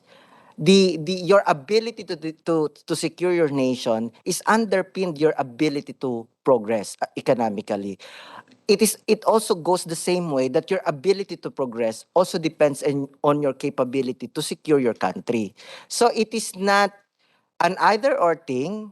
It is not one coming after the other. It is actually a double helix thing that you do not know where to begin, except that you know that they are interlinked. Now, when there are clear evidence that this equity requirement retard our nation. This is true in many sectors of our economy, in the telecommunication, in the shipping industry. I will give an example in the shipping industry. When you require equity ownership by Filipinos, once upon a time in the 70s, we have in our ships registry, in our marina, there were more than 1,500 ships registered under Philippine flag. Then in the 80s, it was reduced to 800. Now we have less than 150 ships. And what does it mean? That's the reason why you have your seafarers boarding foreign ships instead of Filipino ships, because instead of Filipino flag ships, because of many requirements that we are imposing. I mean, if I am the owner of the ship, for example, I am a German, of course, I would have to have some say on the decision making. If I don't have the decision making power, then I will not invest in your country. Okay. Malinaw po na hindi po kayo kontra dito na magkaroon na tanggalin na itong 60-40. Sige, Mr. Chairman, Senator. malinaw na hindi sila kontra at hindi sila worried. Hindi sila worried. Okay po, tatanungin naman po natin ang ating mga bisita. Sige po. Ano ba yun, Secretary? You're not even worried about it? Let us say it's not a high threat. Okay po, sa NEDA, sino po ang pwedeng sumagot sa NEDA sapagkat kayo po ang ni-request ni Senator Win patungkol dito. Ito po ba ay makakatulong ang pag-aamyenda nitong batas na ito? Makakatulong po ba ito sa ating ekonomiya? Marami pong salamat to the Honorable Chairman, Senator Robin, and the members of the committee, Senator De La Rosa, Senator Tolentino, Senator Pimentel. Magandang umaga po sa lahat. Now, on the matter concerning resolution of both houses, number one, NED has been supportive naman po. We support the objective and vision in the proposed resolution, as this recognizes yung need for the country to adapt to the present and future socio-economic condition of the country. In recent past, Honorable Chair, NED has been supportive of the Senate initiatives to relax restrictive foreign ownership limitations on certain key investment areas. For instance, sir, papasalamat na kami sa Senate for passing the amendments of the Retail Trade Liberalization Act, the Foreign Investment Act, and the Public Service Act. Actually, sir, Sir, maputol ko po kayo, sir, ha? Meron pong yung po sa Foreign Direct Investment Act, madami po ang nagre-react. Opo, kasi ang sinasabi, ito daw po ay questionable. Yung pong pagkakapasa po nun, although hindi ko po ito kinokontra, tandaan po ninyo, ako po ay kahit pagbalik-balik ta rin po ninyo ako, PDP laban po ako. Ako ay nasa wing ng kasama po ako dito sa sa act na to. Pero siyempre, ako po ay nasa committee na ito na marami pong sektor ang nagsasabi na illegal ang pagkakapasa noong Foreign Direct Investment Act. Sapagkat ang nararapat lamang daw po na magdesisyon at magbigay ng interpretasyon sa saligang batas ay ang Supreme Court. Kasi ang nangyari po doon ay binigyan nila ng definisyon yung public utilities. Alam nyo man po siguro kung ano yung foreign direct investment, hindi po ba? Yun po ang kine-question. Wala daw pong karapatan ang Kongreso, ang legislative, na i-identify nila kung ano lang yung public utilities. Ang dapat lang daw po nun, ang meron lang daw pong dapat na nag-i-interpret nun ay ang Supreme Court. Gusto ko lang pong sabihin dito, kahit na meron tayong batas ngayon na existing, sa akin pong palagay, hindi po tama na sa atin pang nanggagaling yung mga question. Kasi meron pong question na ito ba ay pwedeng questionin sa Supreme Court? Alam nyo naman dito sa Pilipinas, laging ganyan. Pagka questionin ng isang tao, dadalhin sa Supreme Court. Kung ikaw, negosyante, foreign investor, papasok ka, meron kang dalang, may bagong batas na na pinirmahan ng ang 18th Congress, pinirmahan ng presidente nila. Okay na to. Pagdating ngayon sa iyo, sasabihin sa iyo ngayon may mga nagrereklamo. Sino ba yung mga nagrereklamo? Number one, yung mga dating justice. Si Justice Carpio, sinabi niya illegal yun. Yung mga ibang professional na mga lawyers, sinabi nila illegal. So kung ikaw ngayon yung foreign investor, hindi ka siguro mahirapan ka maglagay ng mag-aalanganin ka. Kaya po ang tanong sa inyo po, Sir Bien Ganapin, ganda na po ng apelyido nyo, Ganapin. Opo.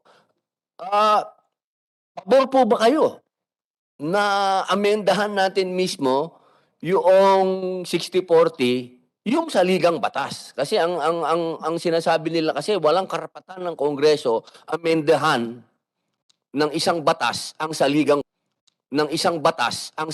batas. Hindi pwede 'yon. Kumbaga sinasabi nila hindi pwede, saligang batas yan, amendahan mo. Pag maamendahan mo ang saligang batas, kailangan dumaan ka doon sa tatlo, con-as o yung People's Initiative. Ngayon, kayo po, tatanungin ko po kayo, diretsahin nyo na po ako, Sir Ganapin. Makakatulong po ba na amendahan natin yung saligang batas? Salamat po, sir, Your Honor. With regards po doon sa binabanggit niyo po kanina na yung batas ng Public Service Act. Public Service Act po 'yon, yung pinasa ng Kongreso nung this year lang po 'yun nung March. Ang ginawa lang po doon, Senator, is to define kung ano yung public utility as a separate from Boss, yun nga yun, boss eh. Boss, yun nga yun. Yun nga ang point. Ang point natin, binubuksan natin kasi yung public service daw natin, public utility sa foreign. Di ba? Yun nga yun, boss eh. Yun nga yung point. Ang sinasabi nga ng mga dating justices, illegal. Illegal yung ginawa kasi dinefine ng Congress kung ano yung public utilities. Hindi nga daw po pwede yun. Yung Public Service Act, ano yan eh, ang mangyayari dyan, boss, mauuwi sa Supreme Court. Mauuwi yan sa Supreme Court. At ang sabi ng Supreme Court, sila lang ang may karapatan mag-define. Sila lang ang may karapatan mag-interpret ng saligang batas. So, ang simple lang po yung tanong ko, wag na po nating balikan yun kasi pag ang haba po tayo. Simpleng tanong, boss. Pabor po ba ang NEDA na amendahan yung 60-40? Yung hinihingi po ni Senator Gatchalian. Pabor po ba kayo na ito po ba'y makakatulong sa ekonomiya? Itong pag-aamenda ng saligang batas. Kalimutan na po natin yung sinasabi natin ng mga bagong batas. Kasi po, ang sinasabi nga ng karamihan, ito ay illegal. Hindi niyo po ako pwedeng sabihin na against ako dyan dahil galing po yung batas na yan dun sa aking presidente, ex-president. Kaya kung akong tatanungin niyo ako, pabor ako dyan sa batas na yan. Pero hindi, ang pinag-uusapan po natin ngayon ay ang katotohanan. Ano ba yung katotohanan? Kine-question ito. Kine-question. Ang lahat ng bagay na may question, pag dumating sa Supreme Court, alam mo, ako yung dayuhan, may pera ako, nag-invest na ako. Nandyan na, biglang dinesisyonan ng Supreme Court, illegal yung batas. Patay tayo dyan, boss. Yun ang inaano po natin. Ano po ba kayo? Pabor na amendahan ang 60-40 na yan o hindi? Yun lang po, boss.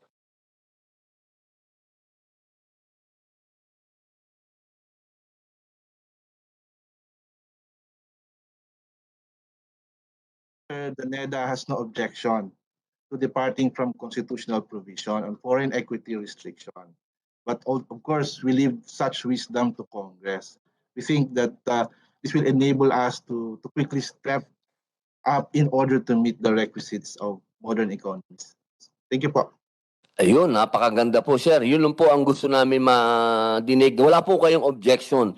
Napakasarap pong madinig niyan, boss. Maraming salamat po, Sir Bien. Opo, salamat po. Wag po kayong aalis, Sir Bien, ha? Marami po pong magaganap. Salamat po. Opo, tatanungin ko lang po, meron po kayong, opo, meron lang po akong itatanong kay Ma'am Shulita Monsod. Ma'am, gusto ko lang pong tanungin kung sa inyo po bang palagay, magkakaroon po ba ng magandang epekto kung atin pong aamendahan ang economic provision sa 1987 Constitution? Ang stand ko po is that amending those constitutions are neither necessary nor sufficient to attract foreign direct investment. Hindi po necessary. Just the fact that, the economic provisions, the economic restrictive, economic provisions are 7, and the resolution now talks only about public utilities, advertising, and media, means to say that, somehow or other, the other restrictive provisions have been taken care of without having to touch the Constitution. So that's what my presentation is all about. The economic provisions of the Constitution, the so-called restrictive. Amending that is neither necessary nor will amending it, bring in a flood of foreign direct investments, because there are other. If you will allow me to make my presentation, I will do it. But that's the crux of my point. Okay po, pakinggan ko lang po si Secretary Michael Castillo. Mr. Chair, Okay, President.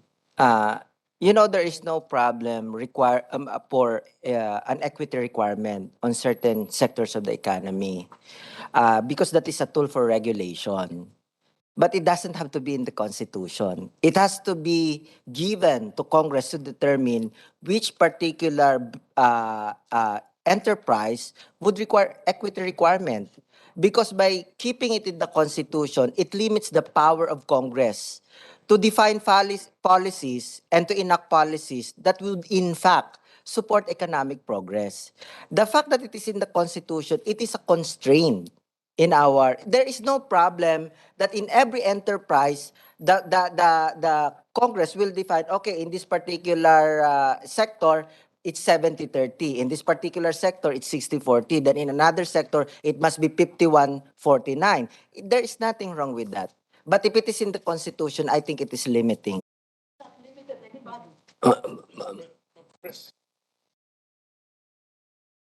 No, I am just saying that the limitations have not, the provisions have not either affected anybody. I will show you the studies that have been made, Philippine studies that have been made, that show that, restrictiveness and the fact that, the resolutions talks about the Philippines is the most restrictive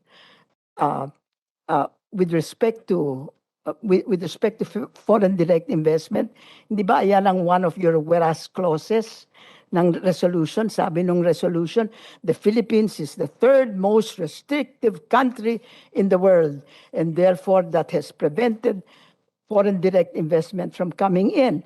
Well, I just wanted to point out that foreign direct investment restrictiveness index that has been going on from 1997, then it started again in 2003, then it's 2006, then 2010, all the way up. That restrictiveness index shows that 1997, 2003, 2006, 2010, all the way to 2014, the most restrictive country in the world with respect to foreign direct investment was China.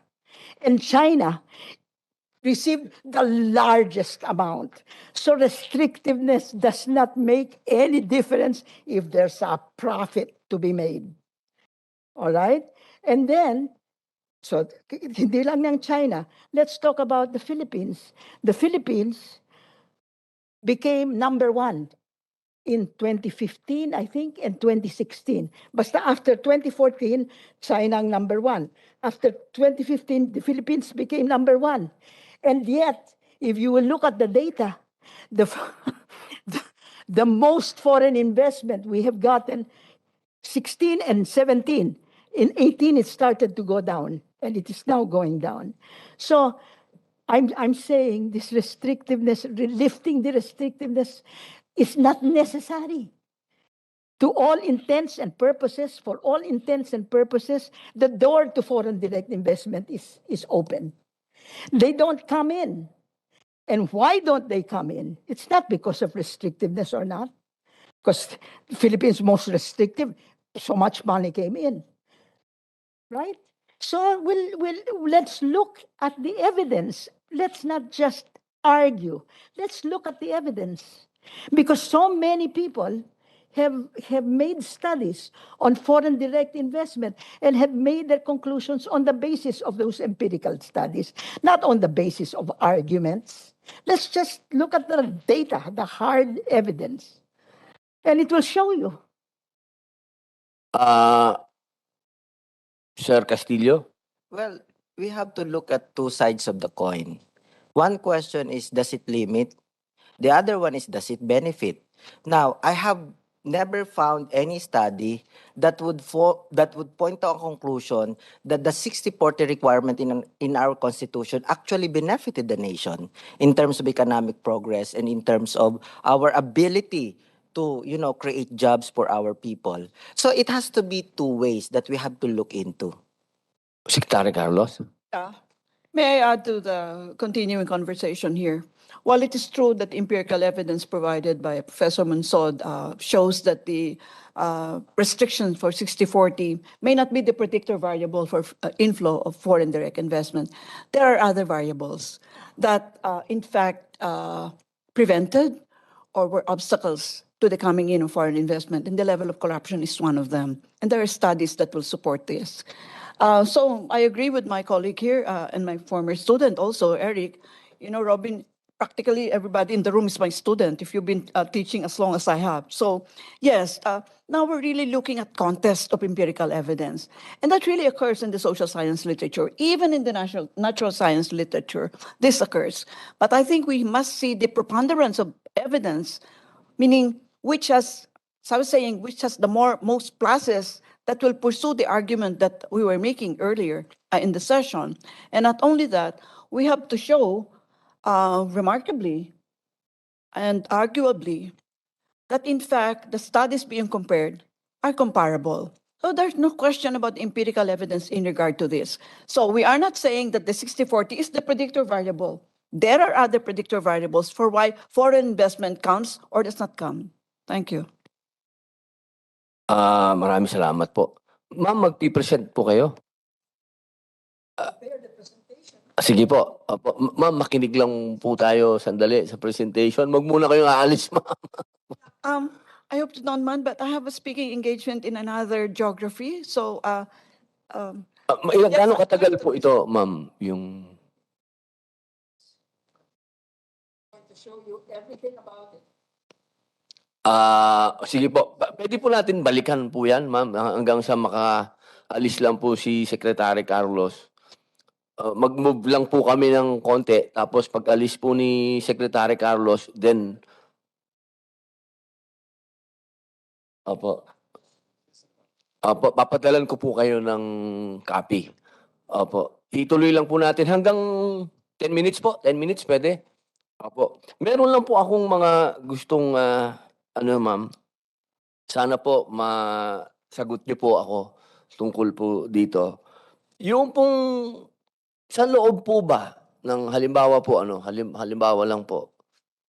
Yung parliamentary, balik po tayo sa parliamentary kasi kanina po sinasabi po ng ating propesora na nagkaroon din po talaga ng mga issue ng korupsyon, ng hindi pag-unlad itong mga parliamentary. Ito po bang mga bansa na ito ay totoong nag-parliamentary? Ito po bang mga bansang binanggit ng ating pong profesora? O ito po yung kwentong kutsero lang din na parliamentary? well, like democracies, parliamentary systems come in many, many permutations. So it is not as if, the parliamentary system would be like the House of Commons, because India is also parliamentary, Singapore, etc., because they have to deal with the political culture on the ground. So that means they change the configuration of the parliamentary system, but the principles that I articulated earlier, they're basic principles. In other words, you can't call yourself parliamentary if you don't have a fusion of executive, legislative. You don't have a right to oust the prime minister if he loses the majority. There are fundamental principles without which you don't label yourself parliamentary. That said, again, let me say that in the course of hypothesis testing, that is, you're trying to show the relationship between certain kinds of variables which are causing certain things and having an effect, then you have an array of variables there which differ in all the 200 economies and states. And while it is true that we can present evidence after evidence, empirical evidence, many of these conclusions are colliding, or if they are moving in the same direction, are talking about different issue areas. So I'm sorry to disappoint those of us who think that the social science can declare certain things. We cannot. In fact, if you will notice, most of my statements are tentative. They are likelihoods. Because in fact, my sentences will not end in a period. My sentences will end in an ellipsis. Because that's far. Because as a scholar, I can be corrected by another empirical evidence, which has harder evidence. But still, I argue, and it's not just based on argument, compelling arguments, but this will be based on empirical evidence, which I did not prepare for in terms of titles and authors. That is still, there are more pluses and minuses. There will be less corruption in a parliamentary system rather than in a presidential system. There will be less corruption in a federal system rather than in a unitary system, because the accountability of the ministers involved is closer to the ground. It's very easy to kick out a minister. By the way, there are two kinds of responsibility, senators, your honors. Individual responsibility and collective responsibility, which means that a minister can in fact be compelled to resign on the basis of behavior which is not acceptable. You remember, Eric, the Minister of Defense Profumo? Minister of Defense Profumo, Great Britain, was sleeping with, what's her name? I forgot. Another British woman, and the British woman was sleeping with a Soviet also defense minister. So he got kicked out. Here you notice he got kicked out as an individual minister. But you can have collective responsibility. That's why we have the principle of you sink or swim with the government of the day. That's the reason why I said earlier that the parliamentary system, in fact, engenders discipline in the political party, because you are going to sink if you do not toe the party line. So the individual and collective responsibility is one other hallmark of a parliamentary system. And that one is something which I think as a plus of the parliamentary system vis-a-vis the presidential. Thank you. Salamat po. Medyo pong isang tanong pa. Di ba po ang parliamentary, iba't iba din yan? Meron din siyang parang style ng Germany, may style ng UK. Ano po kaya ang nababagay sa, halimbawa lang po, sa Pilipinas, ano pong nababagay na parliamentary sa atin? Siguro ang maganda nating kopyahin. Total, nangangopya-ngopya tayo. Kopyahin natin ang maganda. Siguro, Senator Robin, sa Germany kasi yung constructive vote of non-confidence. Natandaan nyo si Angela Merkel stayed there for 16 years. Bakit 16 years siya? Kasi nga walang term limit, di ba? But because the CSU-CDU continued to control the Bundestag, no, for 16 years. But the only way to kick out Angela Merkel is for you to have another one to replace her. That's why it's called constructive vote of non-confidence. Hindi ka pwede mag-kick out ng premier or chancellor hanggang wala kang inilalagay in his or her place to be voted by the same absolute number of votes. So you will not have a constant rotation of governments of the day na, willy-nilly, you just kick out the premier kasi ayaw mo yung pagmumukha niya or for whatever reason. No? You can only kick him out, and that is one thing that we should copy, by the way, when we draft a new constitution. Constructive vote of non-confidence. German po, German. So doon pala tayo dapat pumunta, pare ko. Oo, Senator. Well, Secretary Carlos mentioned Germany. Yung party list system yata natin, we tried to copy the German model, but we Filipinized it. And then, but I've heard mga reporters reporting on the German electoral system, and sabi nila, we need to be rocket scientists to understand their system. Ganun. So, ingat-ingat lang tayo sa German model. Siguro maganda siguro sa broad strokes, siguro sa forma, pero even yung mga reporters hindi nila maintindihan how to compute the percentages of the parties controlling the parliament, the Bundestag, because of their party list system na they needed to be rocket scientists daw to understand the system. An outsider reporting on the German model. With all due respect, Your Honors, I beg to disagrey, absolutely. Next time you invite me, I want a blackboard, and I will discuss with you in very simple terms the mixed single member district system and the PR. I have been invited 1,000 times to say something about the party list, which we really implemented in a very, very wrong way. That's right. I wasted my time, attending committee hearings. That's the reason why you have a problem right now. Sundo po tayo! Hindi ho, ganyan talaga yung party list system. You have distorted it. You have distorted. Pwede po bang malaman yung ibig niyong sabihin, Senator, ng Philippinize? Ito, pagkaintindi ko kasi ng party list system, dugtong yun eh. Actually, the party list system, you are given supplemental number of votes to actually reflect the percentage of the votes that your party got. When the totality nationwide is being considered. Ganun ang pagkaintindi ko. Kunyari, if the party got 30% of the votes, and yet on the number of seats, hindi kayo 30%, dadagdagan kayo ngayon ng mga party list ninyo, listed by your party, so that the actual delegates will reflect really 30% of the votes that you got. So that's how I understand it, Secretary Carlos, but I may be mistaken. You are very correct. But siguro para mas madaling, kailangan kong pisara next time. But you are correct. It's not only the system of government that we're changing from presidential to parliamentary, but we're also changing concomitantly the electoral system.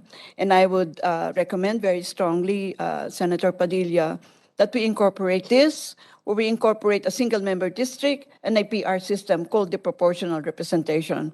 I hope the next time you invite me, I would need a Pisara behind me, because it's easier to explain that rather than, explaining here to you. It's better to be understood. And yes, it is not rocket science. Maraming salamat po, Secretary. Brother? Senator, when you do studies of nations, you will see similar system with different performance. And you will see different systems with similar performance. So we will be asking ourselves, what accounts for the difference in performance between similar political systems, and what accounts for the difference of performance between similar system, and what accounts for similarities of performance between two different political system? The answer is the context. Systems operate at different contexts. That's why it's also dangerous when you compare two political system, yet you do not dig deeper into the context at which they are, they operate. Yeah. So of course there are so many factors to take into account. So that is just a caveat when we read studies, because what are presented as evidence are not really the exact evidence that we need to come up with a valid conclusion. Now, generally speaking, if we are going to amend our constitution, personally, I would suggest that if we are to amend our constitution, it must be designed in such a way that it is the political parties that would choose the candidates. Okay. Pabor po kayo sa two-party system? Well, that necessarily, but that one is actually a for strong political party system, and it has to be a constitutional reform in such a way that it is the people doesn't elect candidate, rather the people elect the government. So those are key directions if we are going. Regardless of whether you want to do it parliament or federal, it has to be towards that direction. Now, if there is also amendment to the constitution, what I want to suggest is that to change the development orientation of our constitution, because the development orientation of our constitution is mainly land-based. And we have to recognize that the Philippines is an archipelago. So if you look at the development, we are doing development mostly on land. That's why we have congestion and traffic. But our marine space is underutilized. But remember, our marine space is not just a strategic addition. to our resource base. It is in fact the primary source. Oh, but we are, the marine space, the marine assets are not being tapped. We have traffic because we do not use the water for our transportation. Now, so it's the development orientation that we have to come up with an archipelagic framework for development. Now, there is also problem with how we the principle of checks and balances, the separation of powers, has been reduced to a system of mistrust. Sabi nyo kanina, bago maka-attend yung isang in-invite ninyo, 3 layers ang approval bago siya maka-attend. Because our system is so designed that it is based on mistrust. That's why even a single check would require a documents, would require 69 signatures before the check is signed by the one who is authorized to sign the check. So it is premised on mistrust. We have to look into that because it is embedded in our governance system, and we need to correct that problem. Now on the 60-40, I think it is not necessary. What is important is stronger regulatory control. Now, my last point, Your Honor, is, and I have to beg your indulgence on this, you talk about difficulty in implementing our laws.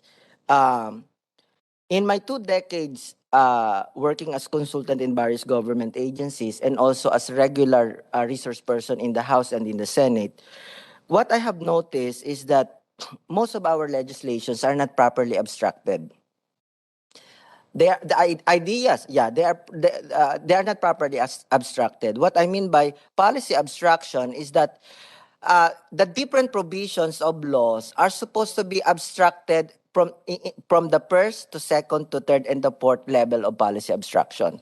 The first level of policy abstraction is at the level of objectives, goals, principles, and ideology. Now, the second, but your objective must be supported by what we call policy lines. In the literature, we call it strategies. Okay, we call it strategies. Now, but your strategy is still broadly written. So it has to be supported by specific measures. And your measures must be supported by specific practices. Why am I discussing policy abstraction? Because when you look at Republic Act and implementing rules and regulations, they are copycat. They are copycat. And the reason why it also takes time for us to legislate, because we are putting too many details in our legislations and we debate every provision. So my common experience whenever I am asked to consolidate various bills or to refine a substitute bill is that a 26-page bill, you could always reduce it to 10. If properly abstracted, because the first and second level of policy abstraction must be in the RA. But the third and the fourth level of policy abstraction must be in the IRR. And we cannot make distinctions whenever we review a Republic Act and its implementing rules and regulation. And it's difficult to implement. Ayos. Apo, meron lang po akong, boss? Good theory, pero dapat pag-usapan na lang siguro natin yan na outside of the committee hearing kasi yung topic iba eh. But that's good in theory. Tingnan natin. But ako, I advocate, ayoko ng generalization lang na sa law because I've seen the abuse sa IRR eh. These are unelected people, feeling like they are the legislators. They change the meaning of the law, the objective of the law. Kaya sabi ko, if we can put some details in the law, I'm an advocate because of the Philippine experience. That may be applicable sa ibang bansa, but in the Philippine experience, as of the moment, hindi ko naman din pinutuldukan, as of the moment, if there are some important details, put them in the law. Kasi these unelected drafters of the IRR, they feel like they are the third chamber. They amend the law. I agree, Mr. Chairman. I agree. Mr. Chairman, I even delivered a privileged speech during the last Congress relative to unauthorized IRRs. So the finer details of legal crafting, including the general principles, leave that to the legislators. Leave that to the legislative intent. and the IRRs should just jive in for the details that are lacking, and it has to be again subject to a legislative oversight. So these are details. Tama Senator Pimentel, leave that to the Congress. That's what our job is. Yan. Honor, may Maraming salamat po, Senator Tolentino, Senator Pimentel. Maraming salamat po, Secretary. Yes, I beg the indulgence of the whole body, including your honors, because I really have to run or I'll be late for my next speaking engagement. But maybe just a quick repartee to what Eric just said. Let us not put the political party system in the Constitution. It can be one party, multi-party, two-party. It will depend on the dynamics of the system. Wag nating ilalagay sa Constitution yung kanyang type. So thank you very much, Your Honors, for inviting me, and I hope you'll invite me next time. Apo, ma'am, pagbalik niyo po, meron na po tayo dyan blackboard. Apo, whiteboard, kahit anong gusto niyong board. Pansamantala po, suspend lang muna natin sandali. 1 minute. Sandali lang po.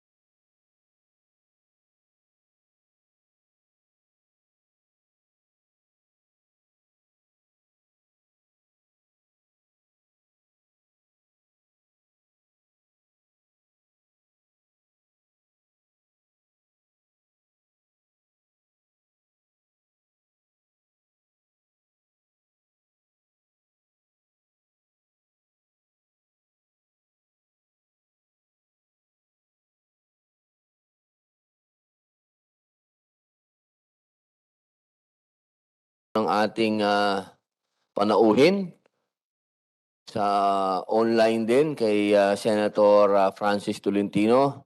Mr. Chairman, just a quick manifestation. Sige po, sige po.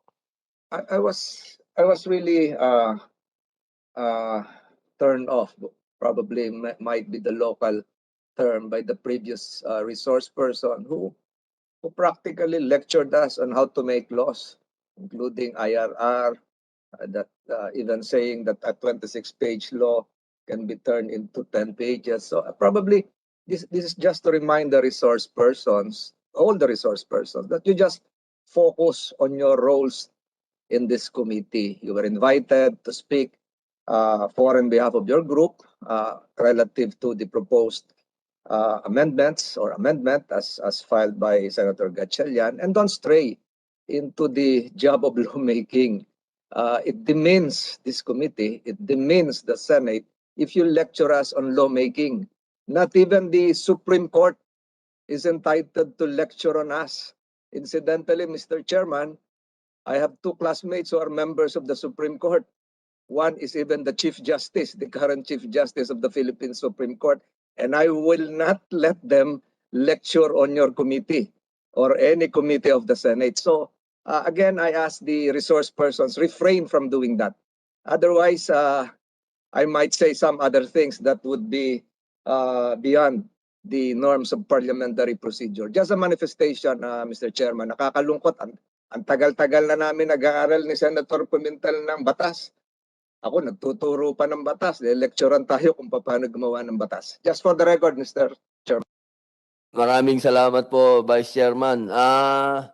Ang nangyari lang, nakaalis na yung nagbigay ng yung ating resource person. Pero ano po yan, taken. At pagbalik niya, next hearing, sasabihin po natin sa kanya yung kanyang mungkahi na inyo pong pagpapaalala sa kanya. Maraming salamat po, Senator Tolentino. Okay, pwede na po natin pakinggan kung saan po tayo naputol sa presentation po ng ating ginagalang at minamahal Professor Sulita Munsod. Dito po. Full screen po natin. Opo.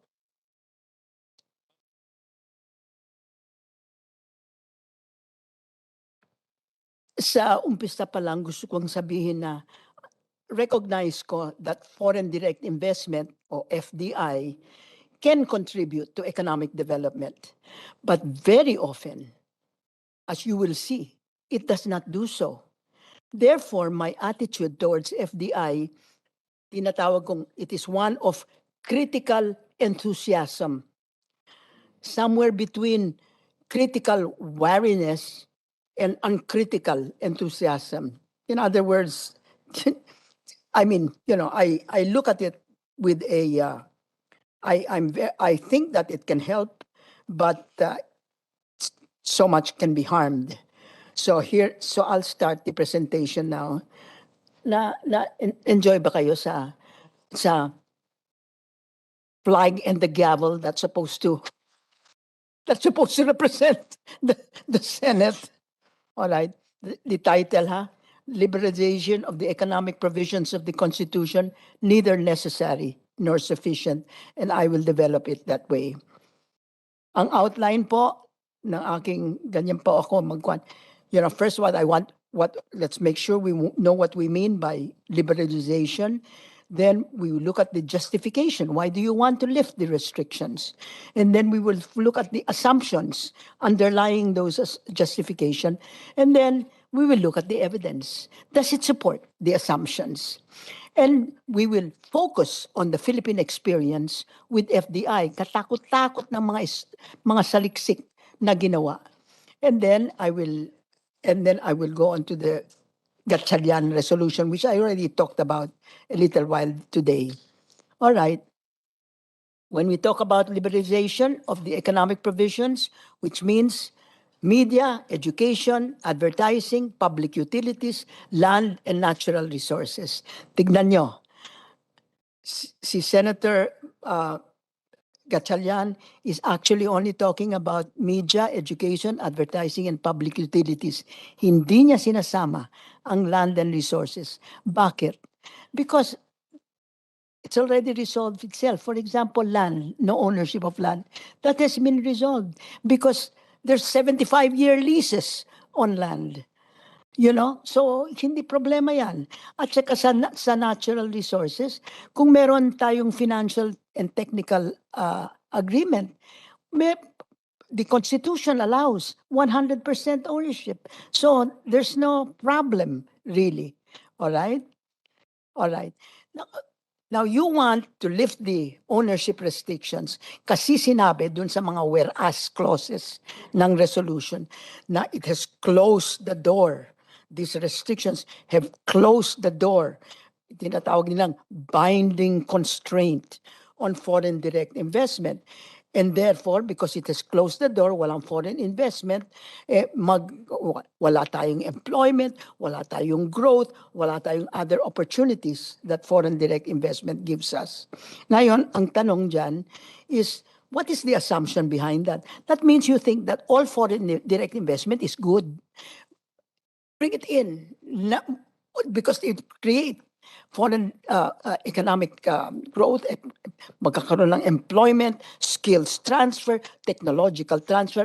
Ayan lahat ang mga sinasabi, mga benefits ng foreign direct investment.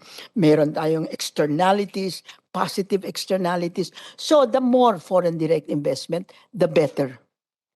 That's the first assumption. That's the underlying assumption of your desire to lift.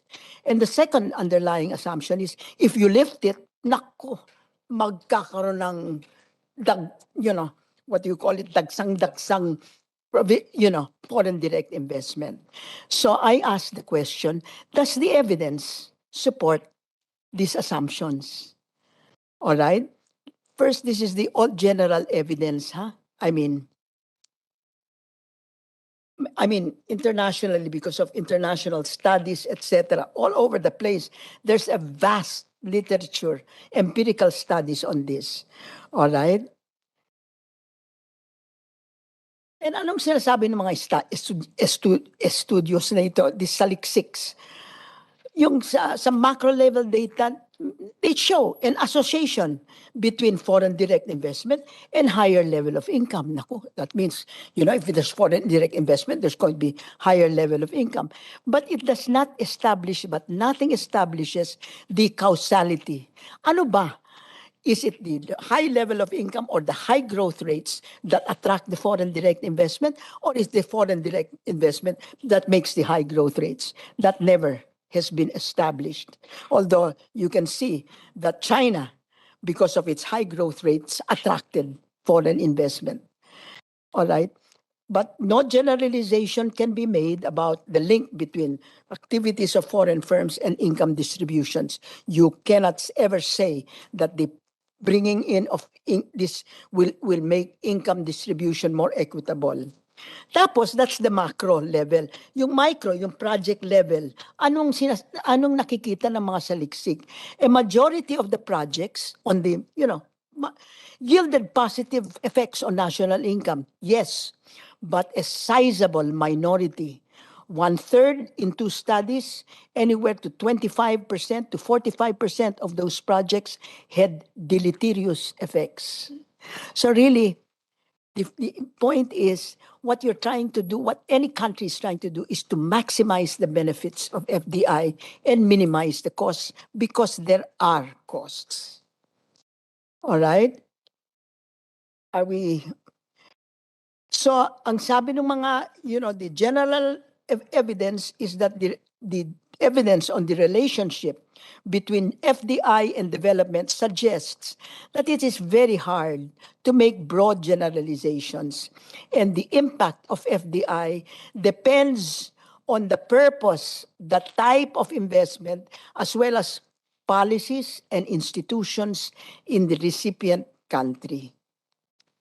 Very important. Other findings, this is normal. Sabi nila, actually FDI comes in 4 forms. One is yung FDI in industries, mining, oil, etc. One is FDI in infrastructure, building roads, building bridges, etc. One is in manufacturing and assembly, and the other form is FDI in services. Now, each of these, sinasabi ng mga eksperto, each brings such distinctive benefits, and here I'm quoting, such distinctive harms, and they pose such distinctive policy challenges that each must be analyzed on its own. Using, if you combine all of these FDIs and try to find one relationship between FDI and host welfare or the country's welfare, or FDI and total factor productivity, or FDI and growth rate, it will make no logical sense. Ayun ang sinasabi. And yet that's what is happening. You know, doing that leads to inaccurate substantive conclusions and misguided policy implications. So, and they talk, so what this, if you separate these FDIs, ano ang nakikita nyo? Well, ang sinasabi nila, ang resulta ng mga saliksik is the FDI in firms, in extractive firms, and this also involves infrastructure. Mixed outcomes. Kasi it helped development in Indonesia, Botswana, Malaysia, that was their oil diamonds, Indonesia oil and Malaysia oil, but it did not help. It was problematical in Nigeria, Venezuela, Zambia, Democratic Republic of the Congo, Sierra Leone, etc. In fact, a study in Indonesia, looking at this FDI by sector, nakita nila that mining, FDI in mining, had negative effect on growth, very significant. All right? Where am I?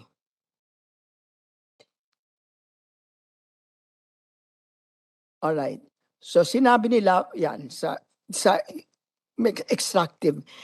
Ngayon, yung FDI that produces, yung dumadating ang FDI kasi enjoy sila sa domestic market, etc. It produces domestic market and relies heavily on subsidy or protection from competition. This kind of FDI is less likely to be beneficial and may even generate economic losses for the host country because yung FDI na ito ay gumagamit ng older technologies, operates under restrictions that raise costs, hinders exports, and reduce productivity gains. Ayun ang, that is the overall results of the studies.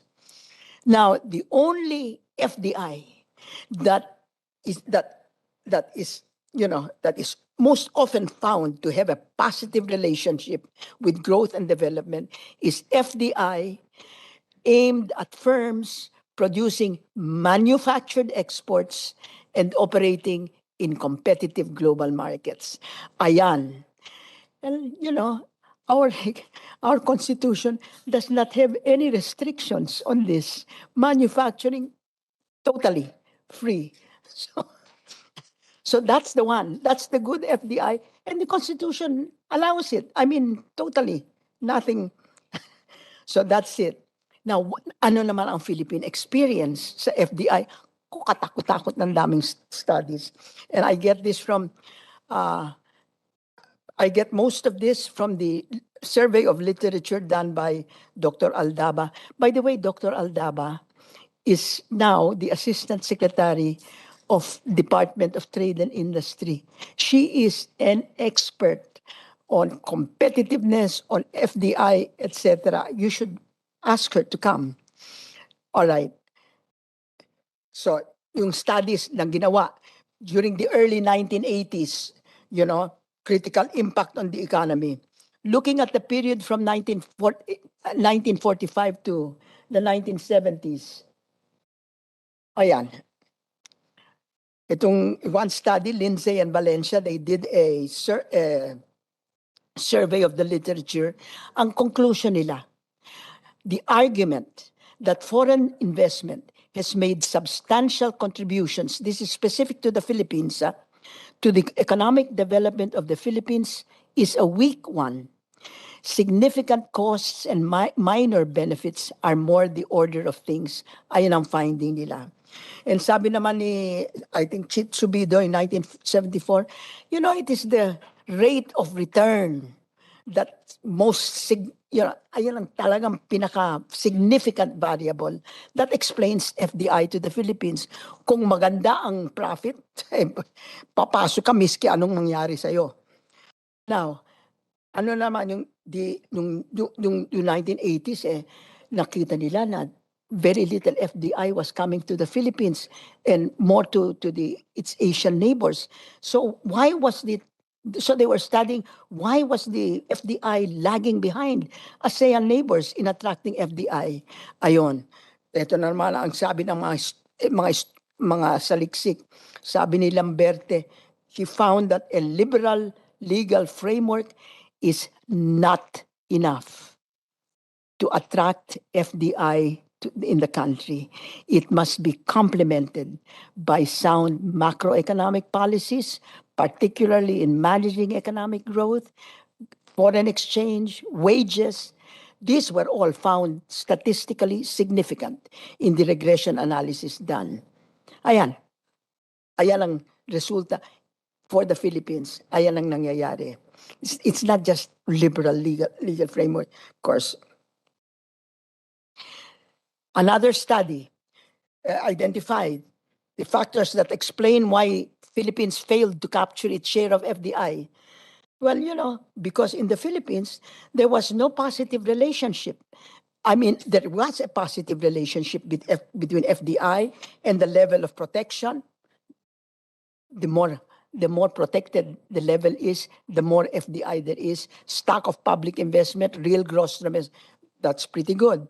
But there is a highly significant negative relationship between exports and FDI. Meaning to say, the more exports there are, the less FDI, or the more FDI, the less exports. That is a significant relationship. And there is a significant positive relationship between effective protection rate and FDI. Tapos, sabi naman ni Miranda, nag-review siya ng employment effects. Sinasabi, FDI will bring in employment. Yung pala, sabi ni Miranda, it was only less than 1% of total employment, both in 1983 and 1988. Then si Austria naman comes out and says, assess not only the impact of the country's FDI policies on FDI flows, trends and patterns, but most importantly, she examined the channels through which FDI affects economic development. What her conclusions with respect to the Philippines?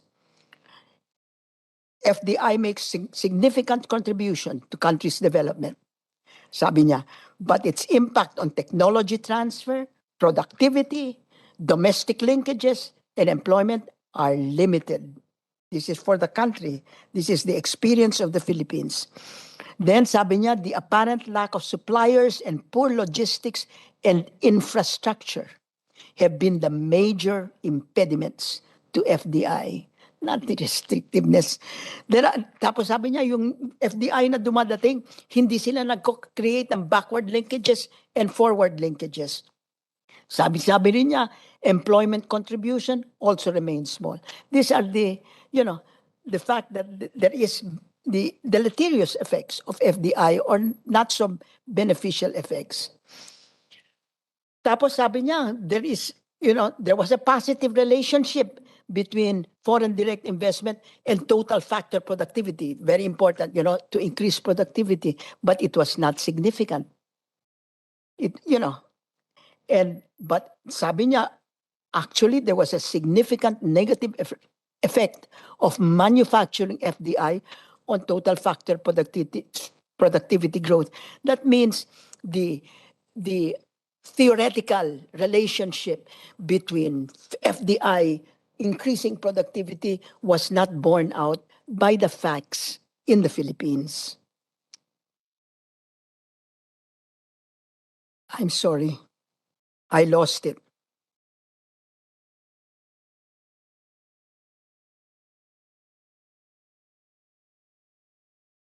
Okay.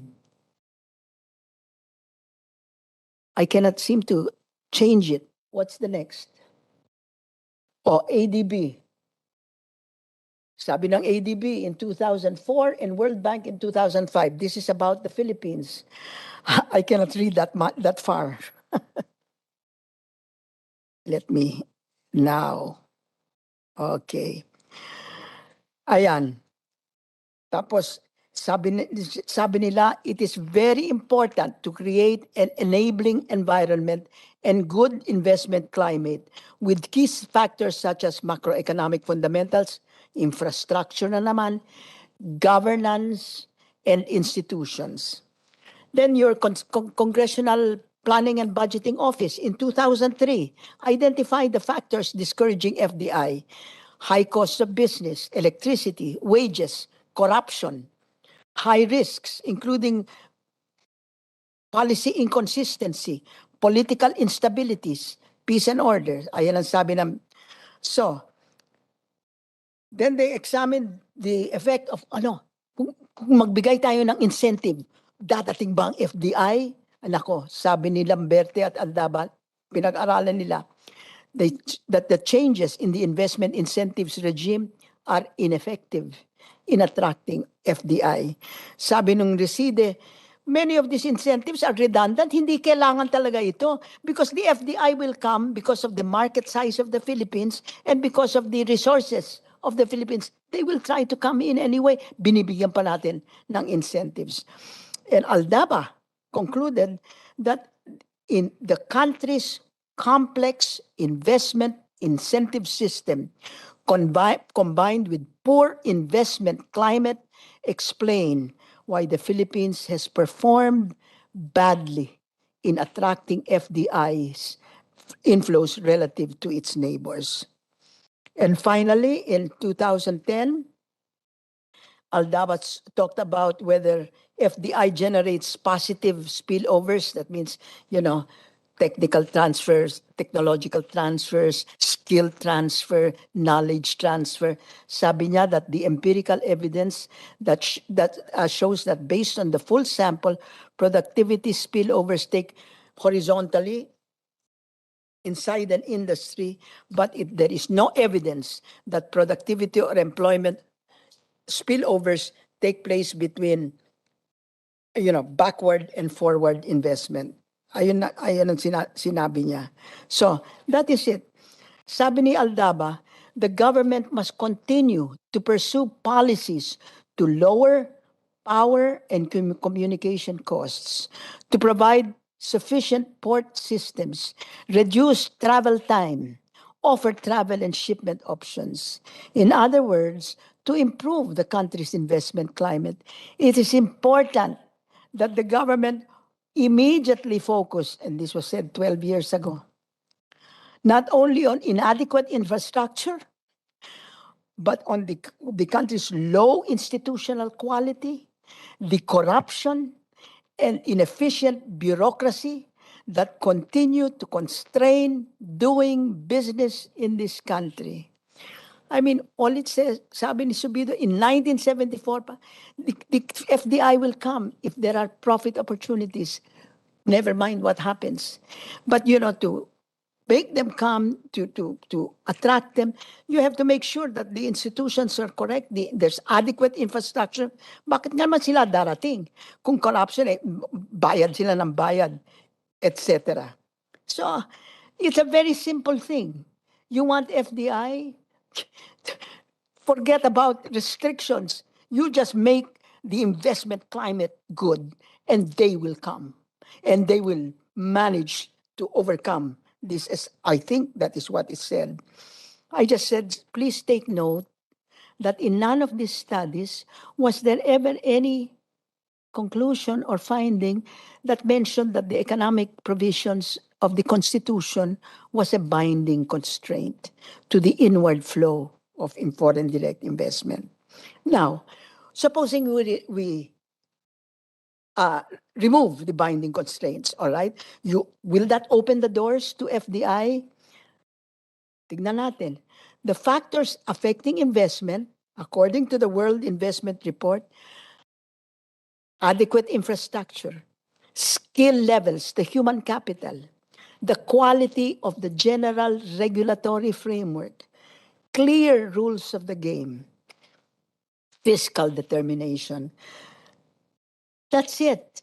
They don't say, restrict, remove the restriction. Nothing. They don't bring that up. Ayan, ito na yung next. Makikita niyo, the next one shows the table. Will you put it to the next one, please? The next slide shows the whole, ayan. You cannot see that. But those are all the determinants of FDI. You want to make that bigger? Can you make that bigger? There are host country. I just want to show you that there are about 25 or 27 determinants here. But sa policy framework for FDI, ang pinakauna is economic, political, and social stability. The rules regarding only come second. Standards, standards of treatment. Then there are economic determinants. Yung market size. We are a very large market size, so we should be very attractive to foreign direct investment. We hope that there's market growth. Anyway, these are all the factors investing. Yung rules regarding entry and operations, only one out of so many rules. Okay? That's what I'm saying. Yung 12 foreign investment negative list natin enumerates 24 activities that are not allowed. And only 10 of those activities are restricted because of the economic provisions. But kung titignan niyo yon, only 5 really are worth determining. So 5 of 24 in the negative list are affected by constitutional provisions. Now, will liberalizing open the door to FDI? Tignan nyo ang nangyari sa ownership of land. Sabi nila, the foreigners are not allowed to own land, they'll not come. But they're allowed to lease land up to 75 years. What do they care about 100%? That is, and in control. Companies controlled with less than 40% of common stock is not unusual. PLDT and Transco, they're controlled. I mean, who is the chair of Transco? It's the chair of some Chinese government corporation in China. I cannot believe this. Because you said it's got to be, they only have 40%, so they will not control. They are in control. PLDT. Well, now PLDT is now no longer, at least as of now, PLDT is no longer a public utility, hindi ba? They've removed it. So nawala na ang problema ng PLDT. Hindi kailangan changing ang constitution. Meron silang ginagawa na kayang-kaya. Tapos super majority, merong super majority. You are the lawyers, requirements on key decisions, they protect foreign shareholders. Hindi sila parang, they're left out in the open. And then the Philippines redefined boundaries of an industry. Electric power industry, before all of that was supposed to be a public utility.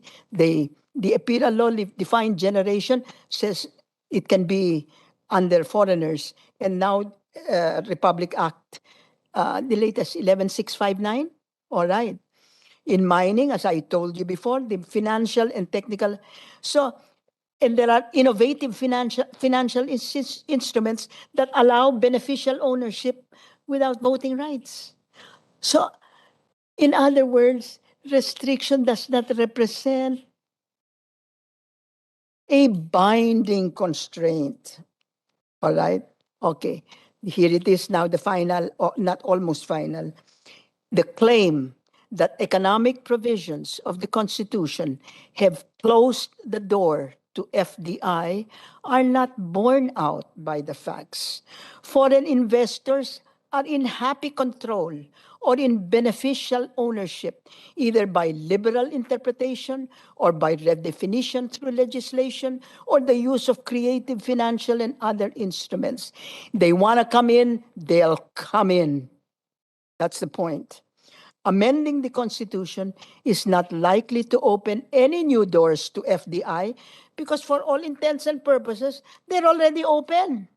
So it is not necessary to fool around with those provisions. Amending the Constitution will not bring in FDI unless the factors affecting FDI are addressed. So, meaning to say, amending the Constitution is not likely to open any new doors. It's not necessary to amend the Constitution. And the Constitution, the FDI will not come in if you amend it because, because there are other factors which mitigate against bringing in this foreign direct investment. All right? However, the costs of undertaking the amendments may be burdensome. You know, say, it's okay, why not? Oh, good. But there are costs. And I mentioned some of these.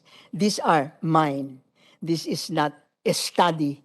These are mine. There are direct financial costs associated with the convening of the Constituent Assembly. There are direct financial costs associated with putting the amendment through plebiscite. Then there are the opportunity costs, time spent on this matter will reduce the time spent on other more impactful issues. My God, the Philippines in so much crisis. There is the risk also that the Constituent Assembly may widen the scope of their deliberations. Narinig ko si Ascuna, sabi niya, I'm only in favor of changing the provisions of the of the economic provisions of the Constitution. But once you convene a constituent assembly, the constituent assembly doesn't hold itself bound to anything that you say before them. They can open to everything. That's the problem. And they might bring in other things. I don't know what they will do. And if the amendments are passed as proposed in the resolution of Gatchalian, there is the risk of increasing, I beg your pardon, gentlemen, there is the risk of increased rent-seeking activities in the enactment of laws. There is also the risk of weakening already weak institutions. Those are the costs. So, let us now focus on the Gatchalian. Sabi ng first whereas clause ng resolution nyo, something about, the economy is doing all right, quote, amid improvements in governance. He said that. In other words, there are improvements in governance. And that phrase is not at all accurate. Corruption Perception Index and the Rule of Law Index shows the deterioration from 2014 or 2015 to 2021. And this is validated by the StatDev of the Philippine Statistics Authority. In other words, there was no improvement in governance and improvement in the rule of law. There was a marked deterioration, and I will show you. Here's the Corruption Perception Index. Next, please. Corruption Perception Index. 0 is the most corrupt and 100 is the least corrupt. All right? Ang Philippines 38, that is the highest our score was. It was achieved in 2014 and it has been going down since then. From when 2014, we were 85th out of 174 countries. In other words, we were in the top half of the 100, nasa more than half. We were not in the bottom. From 85th out of 174 countries, we have now deteriorated to 117th out of 180 countries. That's the deterioration in the Corruption Perception Index. In the Rule of Law Index, it's even worse. And these are targets of the Philippine Development Plan. Huh? Rule of Law Index. Noong 2015, 0.53 tayo. We were 51 out of 102 countries. deteriorate until 2021, we are 0.46 from 0.53 to ang laki nun. And we went down from 51 out of 102 to 102 out of 139. So I am just saying that the statement made in that resolution is an inaccurate reflection of the facts. There has been no improvement in governance. Okay?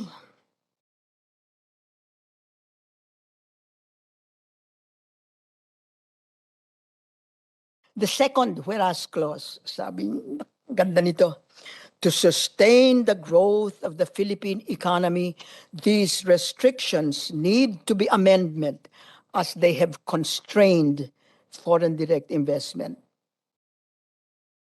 No evidence. Based on the 2020 OECD FDI Restrictiveness Index, Philippines is ranked as the third most restrictive in terms of FDI among 84 OECD countries. I would like to state that the OECD countries are not 84. They are only 38. The other 49 are 46 are non-OECD countries, including China and the Philippines. I hope that is changed. And then he says, we have one of the lowest FDI levels over the years. Parang he is relating all of that together, that because we have restrictiveness, we have low FDI. And I already showed that China for so long was number one restrictiveness and was the biggest recipient. It's still now the biggest recipient, and it's still one of the most restrictive. It's about number 10, 11. All right? So, it came out first, Regulatory Restrictiveness Index, came out first in 97, then in 2003, 2006, and then yearly since 2010. China ranked number one most restrictive country from the beginning up to 2014. And still the largest. So you cannot say that the country's high ranking in that index means that it is scaling away FDI, as shown by the Philippines also. Okay, so the major takeaways here, mga anak, is the evidence from studies conducted both abroad and domestically do not support the underlying assumptions of the resolution that FDI will lead to growth and the other goodness, technological transfer, etc. And amending the Constitution is neither a necessary nor a sufficient condition to attract FDI and may entail burdensome costs. And finally, please do not use the OECD Regulatory Restrictive Index because it cannot be used to show that restrictiveness blocks FDI flows. If restrictiveness blocks FDI flows, China would not even be in that recipient, in one of the major recipient in Asia. Okay, that's it. All I'm showing is the evidence. I mean, I'm so sick of arguments, etc., and assertions.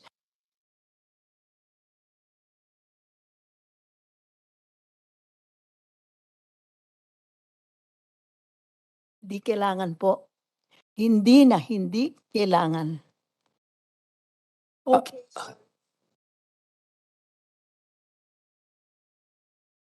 Napakaganda po ng inyong mga presentation. Maraming salamat po, ma'am. Sa madaling usapan po, hindi niyo po sinusuportahan.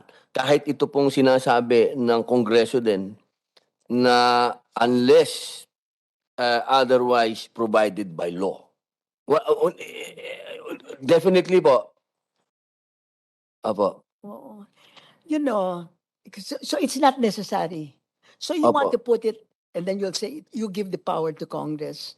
And I'm saying, let's face it. Wow, everybody who wants to enter will be bribing, corrupting. That's what I meant when I said the rent-seeking activities might increase. You may not agree with me because maybe you are not participating in rent-seeking activities. But let's face it, that is the reputation. That's how it is. And even just sa mining na lang eh. You know, just investors. I'm saying that that this move, hindi ho necessary yan. But the investment climate is really bad in the Philippines. But it is not because of that restriction. It is because your infrastructure, you have corruption, you have weak institutions, you have government. That's all. That's all I'm saying.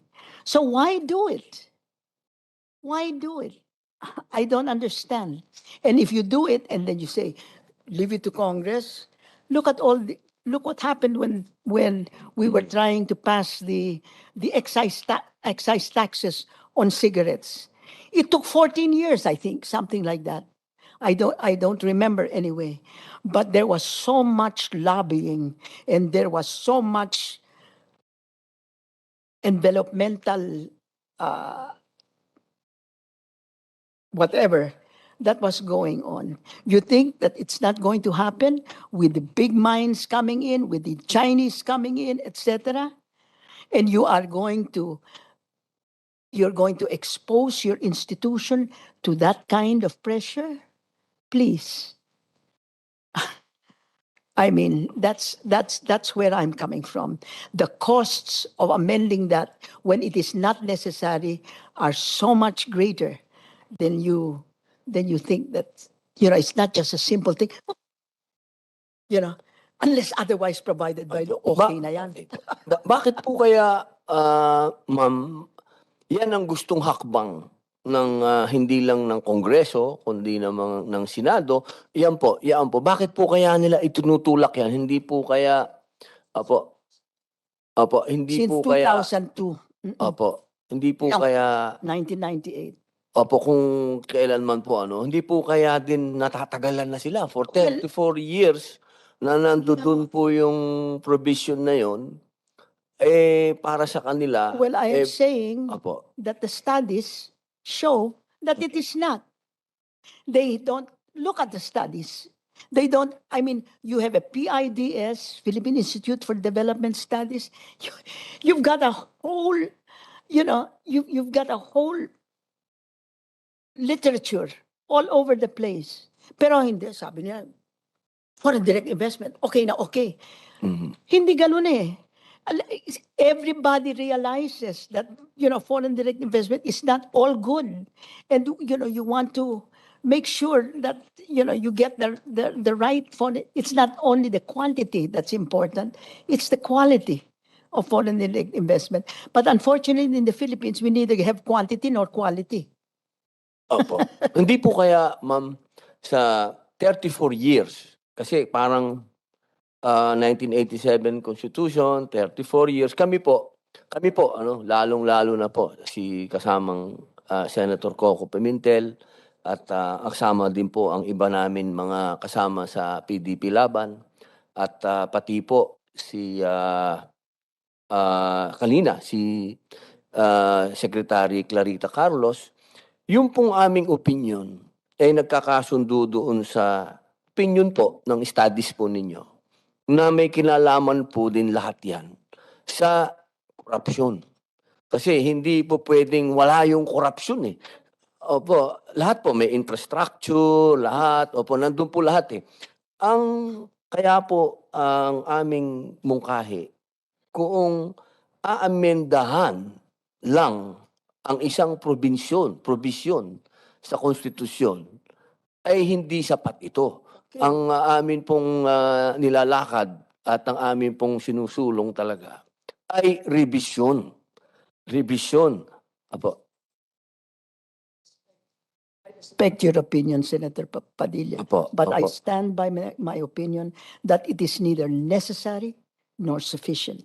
Opo. Pati po sa revision ng konstitusyon ay hindi po kayo... Why, yes, why, I mean, is it necessary to change a constitution because it's 30 years old? I mean, the United States Constitution is over 200 years old. It Pero has sila din 27 po- amendments. Opo. Now you're wanting to. Kasi po ang Amerika naman po ay sila ay presidential form pero federal sila. Nagkakaroon po ng kapangyarihan yung kanilang state para maggawa din ng sarili nilang mga batas. Hindi po ako nakikipagdebate sa inyo, No, ma'am. no, Ako no, po ay no, tagahanga po no, ninyo. Iminumungkahi lang po namin din. Yeah. Ako sa katotohanan po sa inyo pong pagpapaliwanag, nagkaroon nga din po ako ng kamulatan patungkol dito sa FDI Act, RTLA Act, pati dito sa Public Utility Act, na siguro nga sana wag ngang kontrahin ng Supreme Court maging epektibo ito sa ngayon na hindi pa po natin na isusulong pa itong revision ang ano ko lamang po kasi para sa akin ibinigay na po natin ang 34 years sa ating mga local investors. Tiwala, lahat. Sige, kaya nyo yan. Pero pag tinignan, sabi nga po nung bisita po namin, ang legend na si Attorney Christian Munsod, siya din po nagsabi, nung 2010, sabi niya hanggang 2016, ang taas ng labor activity o productivity ang taas sabi niya ang malungkot lang hindi umabot sa baba. Kumbaga, ang nangyari, ang kumita lang, ito lang mga investor, pero yung ating mga laborers and employees, hindi nagbago yung kanilang mga sweldo. Sabi nga po ng ating kagalang-galang na senador, kasi hindi tayo nagkaroon ng pagkakataon na yung mga nasa malalayong lugar, nagkaroon sila kumbaga ng say. Kumbaga, ang nagdidesisyon lang yung nandito sa central power, hindi umaabot tuloy. Kumbaga, ang naririnig lang natin palagi kung sino lang ang pinakamalapit doon sa central government. Yun po yung ang napakaganda po ng mga sinabi ni Attorney Christian Munsod. Actually yun po yung nagtatak sa akin na bakit nga kaya ganun? Bakit nga kaya dito yung sinasabi natin na pag nagkakaroon ng pag-unlad, umuunlad lang yung mayaman na. yung mga mahirap, lagi silang naiiwan. Pagka ganun po kasi ang usapan, pag tinransmit mo siya ng mas malaki, ganun din sa bansa, sa mga lugar natin. Ang nagkakaroon lang ng pagkakataon, itong central power lang. Kung sino lang yung malalapit sa Manila, sila lang yung nababalatuan ng pag-unlad. Pero pagdating dun sa malalayong lugar, kung sino pa yung mahihirap, sila lang ang namamalimos. Yun lang po yung nakikita namin. May gusto po kayong sabihin na, Senator? Opo. Yun yung mga scenarios nga na hinahanapan nga natin ng mas mabilis na solusyon sana. Kaya nga we're looking for, ako ma'am kasi, I believe that governance is an experiment, an ongoing experiment. We should be willing to adjust. Ganun. So if it needs amending something as sacred as the Constitution, anyway, there's an article there allowing its amendment and revision. Kaya nga, that's why even the framers know that nothing is really fixed. Governance is an experiment. That's why I have an open mind. But ito lang dadagdag ko as a party man myself. Medyo mag-digress tayo. Nakakatawa to dahil si Senator, our chairman mentioned is PDP Laban. I'm also PDP Laban. Yeah, but we do not meet. We do not meet with each other because we have an ongoing fight over the party. Yes, different factions. So, but as a party man myself, I should say that the PDP Laban's cause, since I've been a member since the 1980s, 40 years na po ako dyan, hindi talaga sa economic provisions nakatingin kami. Nakatingin kami actually sa political, structural change in the Constitution. So sa amin, there's really no escaping revision of the Constitution. Okay. Yes, ma'am. Ma'am, use the mic. Ma'am, use the mic. All I'm saying, you can revise the Constitution. All I'm saying is, if the purpose of the revision of that Constitution is to attract foreign investment, it's not going to happen. It's not sufficient, you see, no matter what. The thing is, you have to be attractive. And you're not attractive. Actually, senators, we're not even attractive to local investors because there is so much outgoing foreign direct investment. Our investors, our Filipinos, are direct are sending money abroad to build plants, etc. China, Taiwan, Hong Kong, I don't know where they're going, Indonesia. In fact, sometimes the inflows of direct foreign investment from abroad are less than the outflows from our people. So if we cannot even attract our domestic investors to the Philippines, how do you expect the foreigners to come in? I don't understand where you're coming from. I really don't. Yes. If you're asking me, The it will specific- bring in foreign direct investment. Never. that's You it. have to do the other things first. So, Sorry. Okay po. tama po yung Opo, Mr. tama. Chairman. So yung sagot nga, klaro ang sagot ni Professor Monsod sa tanong. Will changing the Constitution, especially the so-called economic provisions, bring in FDI? Sagot categorically no. Okay. But the party is not worried because that has not been our intention from the very start. Hindi yun eh. That is not. Our intention is structure. We are looking, because governance is an experiment, we should be open-minded and be willing to change the Constitution to look for a structure of government which will bring efficiency in government. Yung decision-making process is shortened. The decision maker is closer to the source of the problem and the people, so that they will immediately feel the benefits of government's actions and decisions. So in effect, nakatingin tayo to really shorten this, nakatingin tayo sa the quality of life, the standard of living of the Filipino. Yun ang hinahanap natin. What will improve that? What is that? So ang sagot ng partido for 40 years, federal form. Just a reminder to the newly elected EVP of the other faction in the party, Except Senator Pimentel. Mr. Chairman. We are still one, my brother. Yes, ma'am. Yes, ma'am. Sorry po. No, your father was the father of the local government code. That local government code gives so much power to the barangays, and that power has never been used.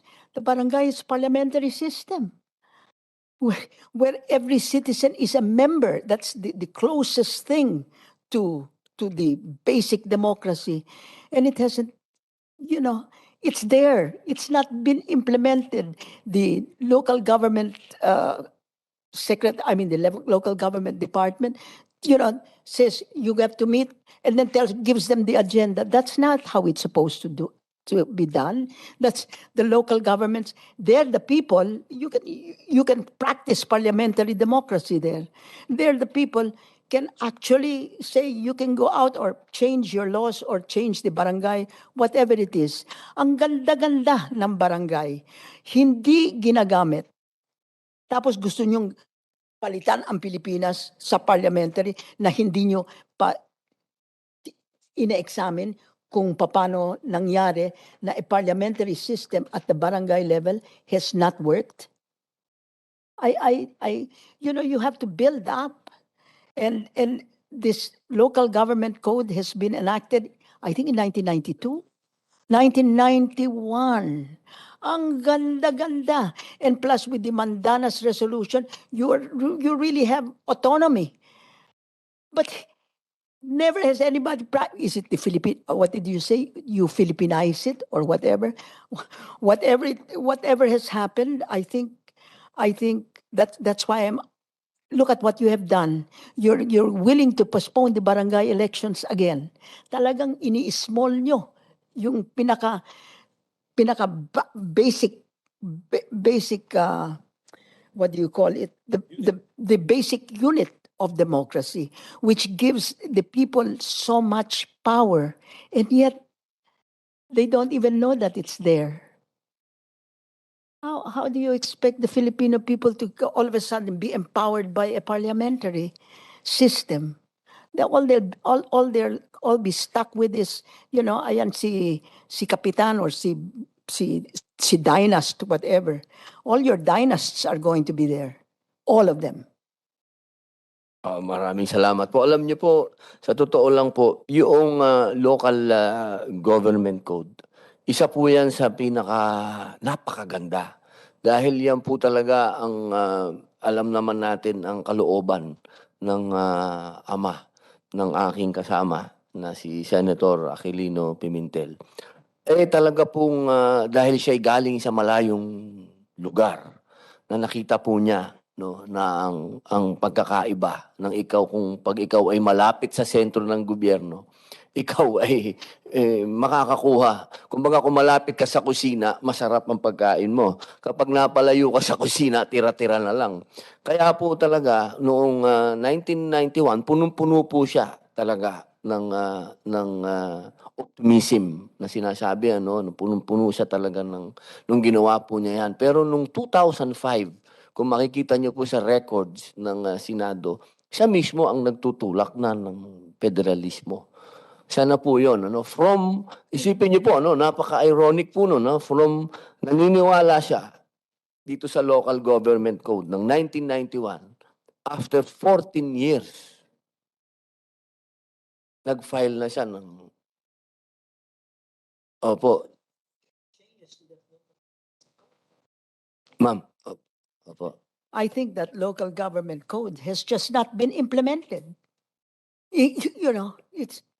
And that's what will happen. Opo. You have so many laws and it's not being implemented, and they're not being implemented. I mean, this is not my area of expertise. I'm speaking as a citizen. Yes, ma'am. Yes, ma'am. And I think that there's so much opportunity that Constitution gives us to empower the people from the bottom. And we're losing it. And I don't know why you think that changing it from the top, and, I mean, you have to think about this. I mean, is it worth it?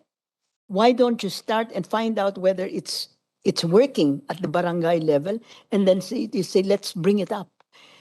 If that is what makes a unit more efficient, then we can bring it up. You have pilot, you have tests, and yet the legislature is the first one to say, never mind, postpone barangay elections. You have let those barangay captains be there.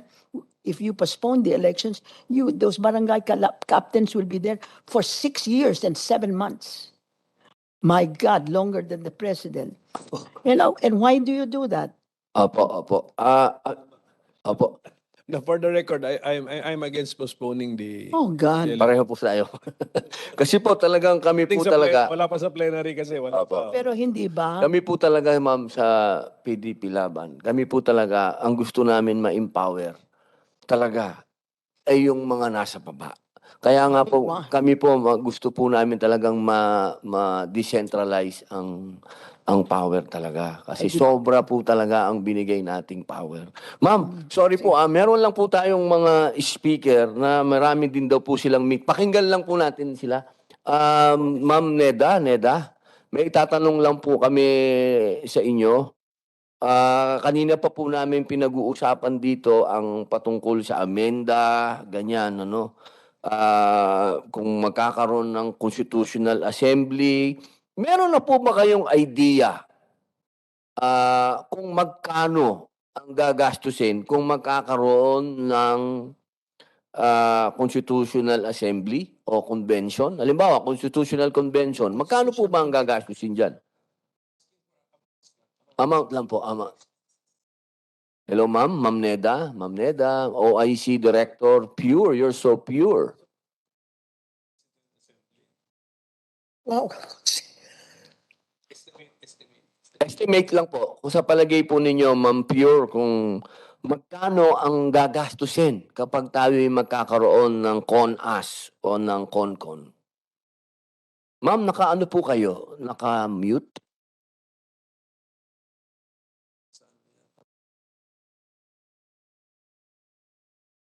Hello? Hello, ma'am?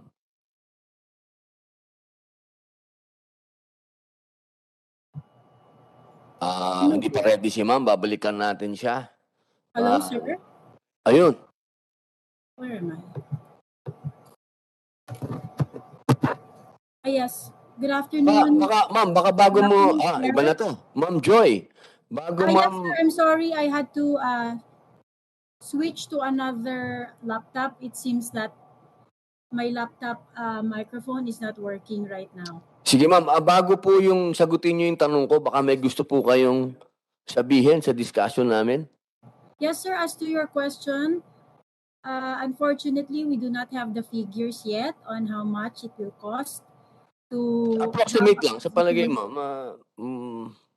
hindi naman kailangan eksakto. More or less, more or less. No, we really do not have the figures right now, sir. I'm sorry. Sige. Sige ma'am, baka meron kang gustong sabihin sa haba ng pinag-usapan dito, baka may gusto kang i-share. Kakahiya naman sa'yo, kanina ka pa dyan, ma'am. No, it's all right, sir. NEDA will submit its position paper in the course of the hearing, sir. We will be preparing as well. Pabor ka ba sa amenda o hindi? Sir, I will defer to my principals. As of now, we are preparing our comments on this. Masyadong Whether official. it's, Masyadong official naman si Joy. O sige ma'am, thank you I'm very much. pure. This is pure sapain, Si sir. Pure na ba to? Sorry. Okay, thank you ma'am. Meron na po tayong bisita na OFW. Gusto din po natin madinig ang opinion nila. Reminder lang po, Sir Orion, direct lang po sa chairman ang inyong mga sasabihin. Huwag po kayong direkta sa mga resource speaker. At you have 5 minutes, sir. Thank you very much. Okay, maraming salamat po, Ginoong Tagapangulo ng ating pandinig. Maraming salamat po sa oportunidad na ito. Gusto ko lang pong ma-mention kasi kanina meron pong mga medyo pagkakamali po ang ating resource person na galing sa UP School of Economics. Meron po siyang nasabing 2 lang po daw ang mga bansang nagbago ng kanilang form of government, pero mali po yun. Marami po ang nagbago ng kanilang form of government over the years, lalo na pag tinignan natin ano yung nangyari ever since hanggang ngayon. Marami po, totoo, marami actually ang nag-change from parliamentary na nag-presidential dahil po sila ay na-impluensyahan ng USA dahil pagkatapos ng World War II, ang USA po ang lumabas na pinakamalakas na bansa at ang dami-dami mga bansang gustong gumaya sa USA. Kaya po ang France, imbis na si Charles de Gaulle ay gumamit pa rin ng kanilang original na parliamentary system, ay nag-semi-presidential po sila. Marami po mga bansa sa Africa, napadaan nga po sila sa military dictatorship at ang kanilang military dictator ay nag-presidential system. Yung sa Zimbabwe, itong si Mugabe ay dating parliamentary system sila.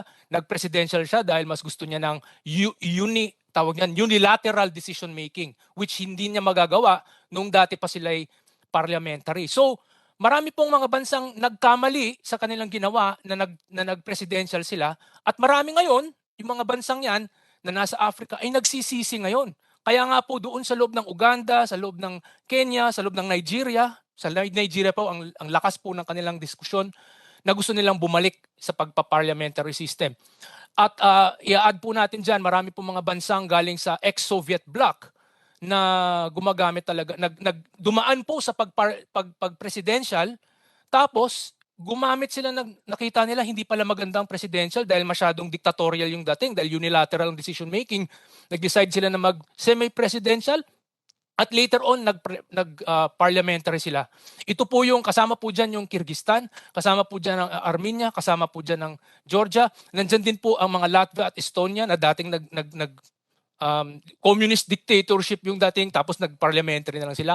Ang Moldova, dating presidential, naging parliamentary. Marami po, pati sa former Warsaw Pact. So, sasabihin lang po natin, totoo talaga na ang datos po, pag titingnan po natin ang lahat ng mga studies, actually hindi po siya 50-50 ang lumalabas eh. Parang nasa 80 or 90%. Pag naghanap tayo ng mga political literature, makikita natin 80 to 90% po ay pabor sa parliamentary. Tapos ito pong mga minimension po ni Mrs. Monsod ay yung po yung mga fringe po. Fringe. Sir Orion, address lang po natin ng chairman. Yeah po. Pero na-mention ko lang po kasi na yung po yung na-mention po niya. Okay, so yun po, hindi ko po siya mismo kausap. I'm just referring to her in the third person. So, kitang-kita po na mas maganda talaga ang parliamentary system. Ang dami po nating mga studies na nandyan. Nandyan po yung sinabi ni unang-una si Fred Riggs, sinabi talaga niya na mas maganda ang parliamentary kaysa sa presidential. Ganon din si Dr. Juan Lintz, pati si Dr. Arendt Leiphart, pati si mismo ang pinakasikat na itong si Francis Fukuyama, paulit-ulit niyang pinagsasabihan. Meron pang isang study na mukhang nakalimutan po ng ating mahal na profesorang galing sa UP School of Economics na itong study ni na Richard McManus at Gulgin Ozkan. Who does better for the economy? Presidential or parliamentary? Overall, our results in this section establish that macroeconomic outcomes in parliamentary regimes are superior to those under presidential systems. Nakalimutan po niya yan at mukhang ginagawa ay yung mga fringe studies, yung po ay parang pinapamukhang mas importante kaysa dun sa majority na pro-parliamentary. At isa pong yung study po yung kay Person and Tabilini, nakalimutan po na dito sa study na ito, ang sinasabi daw mas mahal daw ang government spending, lumalabas na hindi na factor ng dalawang researcher na ito na ang mga parliamentary system na stinady, na sinama sa study na yan, ay majority sa kanila ay naka-proportional representation.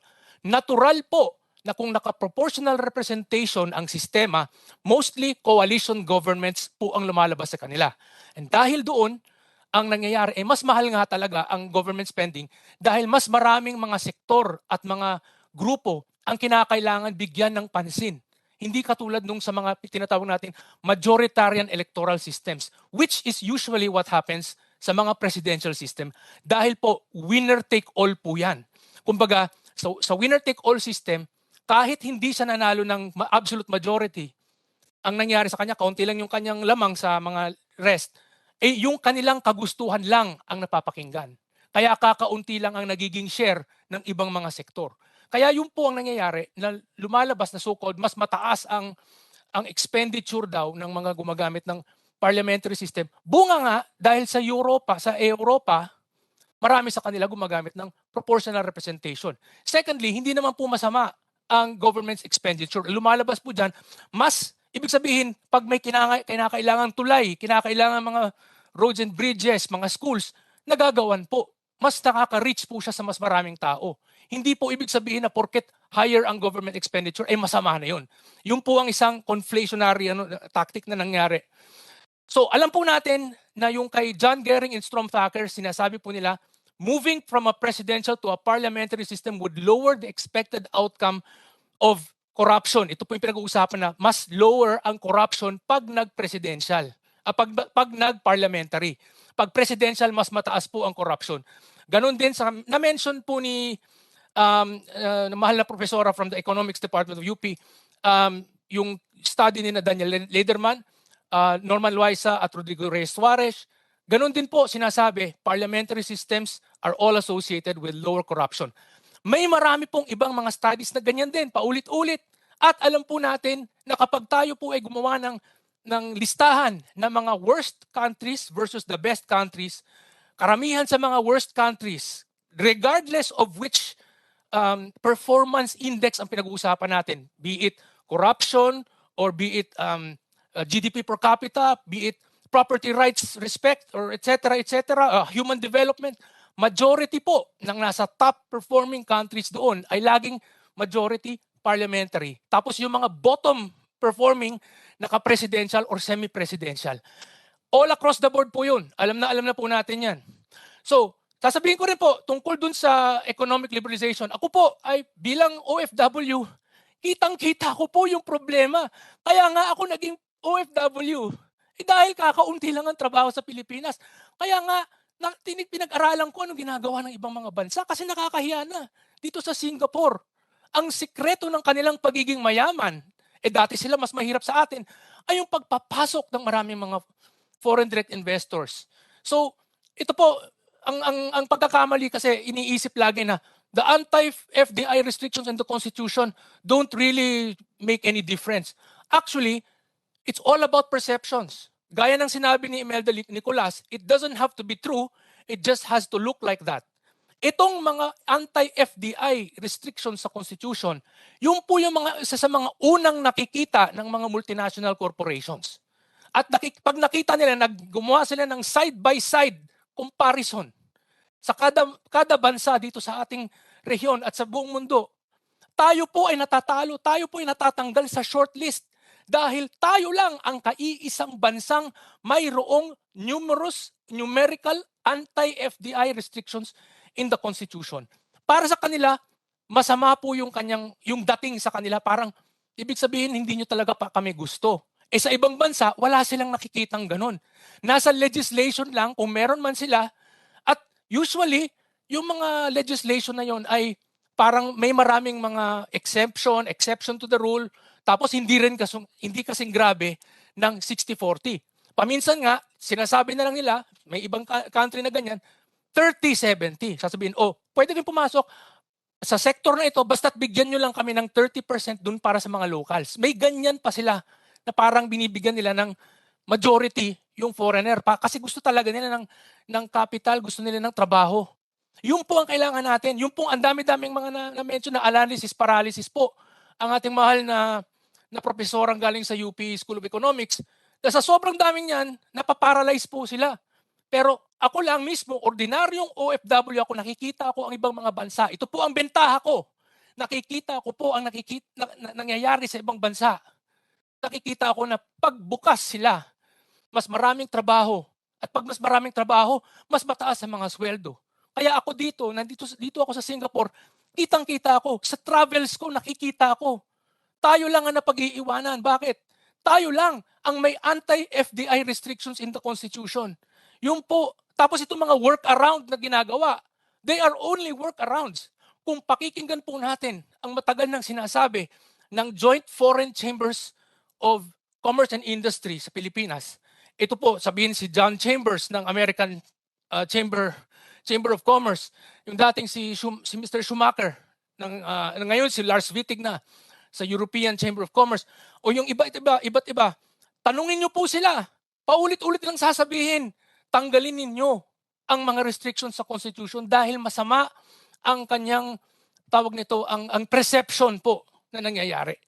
So, yun lang po, marami po sana akong papakita dito na ebidensya, no? Pero alam ko konti lang po ang oras natin. Maraming salamat po sa inyong lahat. Ginoong Tagapangulo, maraming salamat din po sa ating resource speaker na galing sa UP School of Economics dahil na at least man lang nagbigay din siya ng mga studies na pabor nga sa parliamentary system. Sana nga lang ay hindi pinamukhang equal dahil lumalabas overwhelming, gaya lang ng sabi ng aking mentor na si Professor Clarita Carlos, overwhelming and preponderance of evidence na mas maganda talaga na mag-parliamentary system. kaysa sa presidential. Maraming salamat. Maraming salamat, Sir Orion, sa iyong presentasyon. Ngayon po ay baka meron pong gustong... Yes, ma'am.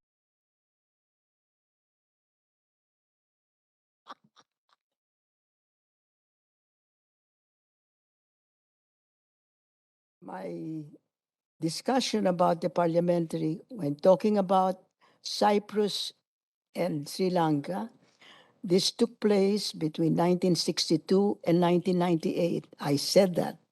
We are talking about, and if there are any other countries who have shifted, I would like to have a list from him. So that, simple. I mean, you know, it's fact. If there are any other countries, let's see whether they've shifted from presidential to parliament, and I would love to have that additional information. Now, with respect to what I summarized the studies, and I wish that Mr. whatever his name is, tell what the studies are. There was no attempt on my part to be pro-parliament or anti-parliament. And I would like to restate what the conclusions are.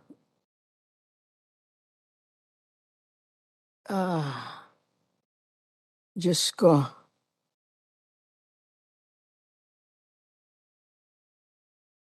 Sir Orion, pakipadalan mo po kami noong Please, let's, opo, I mean, Sige po. ng mga studies. records po ninyo. I cannot stand these assertions and etc. I think Professor Mansod need not restate the 6 conclusion. Nasabi na po yun. Yeah. Okay na po. But please make certain that these conclusions show no significant difference or significant differences. That's all. Correct. We claro.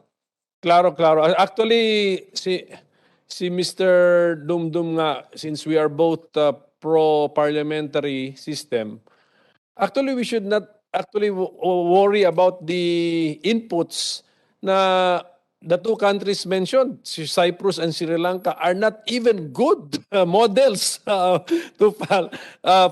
the presidential system.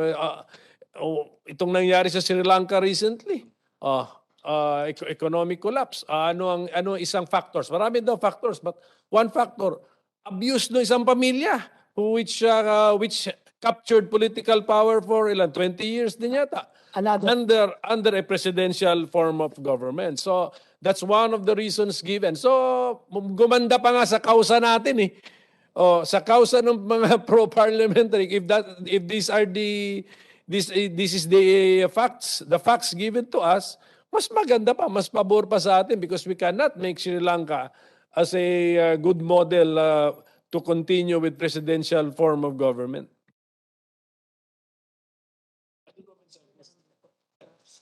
And then with Cyprus, the second country mentioned, Mr. Chairman, I don't hear anything extraordinary naman about that country. Na, na dapat gamitin din siya as model for presidential form of government. So, yeah. Yes, ma'am. I did not cite them as models. I simply said that of those who shifted government, it was from parliamentary to presidential. Now, if there are others after 1998 that shifted, I'd really like to know, and you should get the list to make sure to find out where was the shifts. That's or before 62. Kasi 1962 yung start ng sayo. Yeah. Before 62 and after 1998. Before 62 and after 1998. No problem. But please, let's just... Sandali lang, Sir Orion, sandali lang. Ma'am. Tapusin niyo. Let's just make sure that everybody who makes statements in this in this forum backs up their statements by the necessary studies, unless the resource person made the study himself. I don't know. Sir Orion, Yes po, meron po akong maraming mga studies dito. Linagay ko po dito sa chat natin. Nandito po sa aming website, yung aming PDF library. Meron po kaming around 30 or more na studies na na-collect namin. Nandun po sa loob ng correctphilippines.org/PDF_library. Nandun po, Sir Orion, pakipadala niyo po sa amin ang opo, lahat ng nilagay yan. ko po dito sa chat po. Nandito Link po lang, sa link, chat. link. Opo, nasa link po ng chat dito. Siguro may taga-secretariat po, baka kaya nilang makuha para maipadala sa lahat. Nandito po siya sa chat, pinasok ko. At makikita po na mahal na profesorang galing sa UP School of Economics, makikita po niya Excuse na me, marami Mr. po What is his name? I'm Orion Orion Perez po. Dumdum, Yeah, ma'am. I'm an I'm not- OFW. Sir Orion, may sinasabi si ma'am. Yeah, no, just give me the studies. I look at them, right? None of this. I'm looking at it from the ground. You mean to say, if you are not a poor person, you do not know what a poor person undergoes? Is that what you're trying to say? You have to be I from never the said anything like ground? that, ma'am. Unbelievable. Wala naman po, okay naman po. Yes, Opo. please. Apo, Sir Orion, maraming salamat ha. Hintayin namin ha, pakipadala yung link. Opo, dala ko na po ang link. Okay, salamat Lilistahin po. ko rin po yung mga bansa na sinabi kasi marami po mga bansa na Sige, salamat ha, Sir Orion ha. Opo. Ma'am Neda, Ma'am Pure, Director Pure, pwede pong padalan niyo po kami na sa madaling panahon kung magkano ang aabutin ng CONAS o ng CONCON? Yes, yes, Chair. Actually, I think it will also depend on the Senate, on Congress, because figures like this will be determined by the number of delegates that you're proposing to have in the event that it will be a constitutional convention. So it will also depend on your proposal. So- Kahit unahin mo na yung CONAS kasi sa CONAS naman 3/4 lang yun. 3/4 ng Congress saka 3/4 ng Senate. Kahit unahin mo na yun, ma'am, meron lang kaming mapag-usapan na next hearing kung magkano talaga. Yung CONCON, sige, pag-uusapan namin ni Senator Coco tsaka ni Senator Francis kung ilan ba dapat ang CONCON. Pero sa ngayon, meron naman sa konstitusyon natin sinasabi 3/4 ang CONAS. So ma'am, may bilang ka na nun. Ang bilang nun, siguro sa Congress 240 votes, di ba? 3/4 eh. Opo. Mr. Chairman, kung pwedeng We will also- Ma'am, Director, siguro yung current membership ng House of Representatives sa district representatives, yun. Ganun kalaki po yung yung Constitutional Convention. Yun po yung para makaumpisa kayo ng CONCON niya. ng computation ninyo. Di ba, ang tanong nyo sa amin, you cannot compute until and unless sabihan kayo how large the Constitutional Convention will be.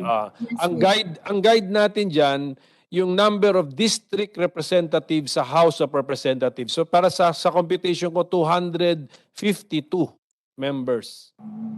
But you also have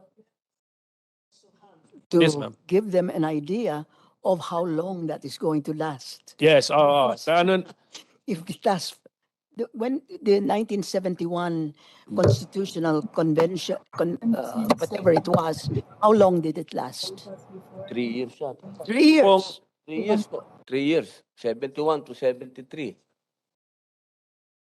Meron pong sa research po ng staff ko, June 1, 1971, yung convention was convened. So kalahating taon na yun. No? And then, presented to the President December 1, 1972. Lagay na natin, rough estimate, 1.5 years. rough estimate natin, 18 months. 1.5 years. Hindi mangyayari yan. Anyway, lang to start study lang po. to start Study lang. the computation. Madali naman natin i-divide na yan by 18 on a per month. So extension per month, ito yung cost niya. So just to have a working estimate. Ma'am, okay po, Right, ma'am. Chair. It's just that based on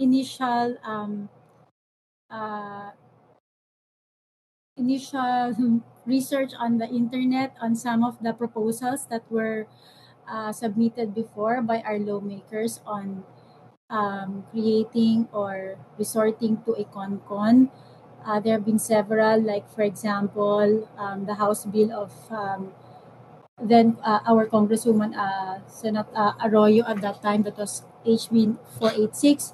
It provided for 1,000 ano the yun? exact number of delegates. I think in her HB it indicated 48, and I think she also indicated a budget of Ma'am, matagal na yan. 2 billion. 2005 So pa yata yan, yes, ma'am. sir, I'm just stating that uh, the proposal had a fixed number, and that is where the figures were computed. But we will work on the figure that you provided of 252 delegates.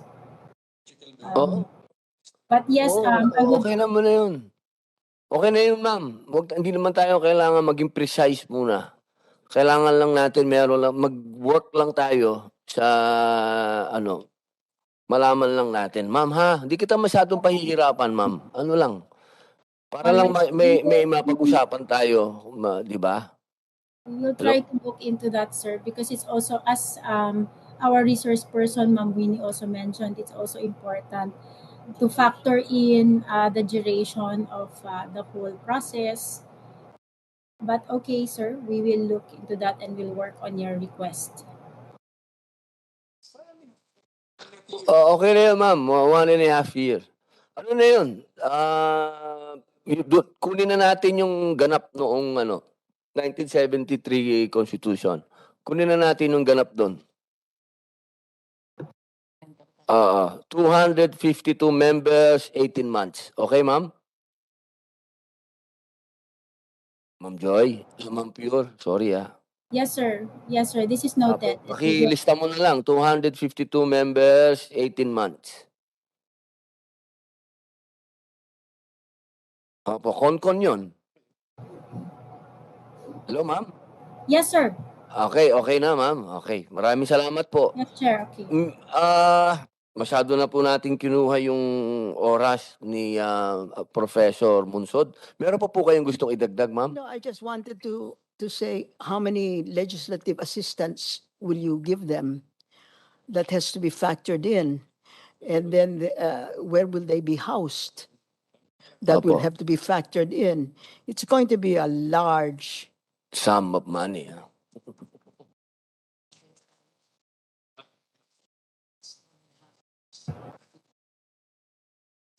We can't hear.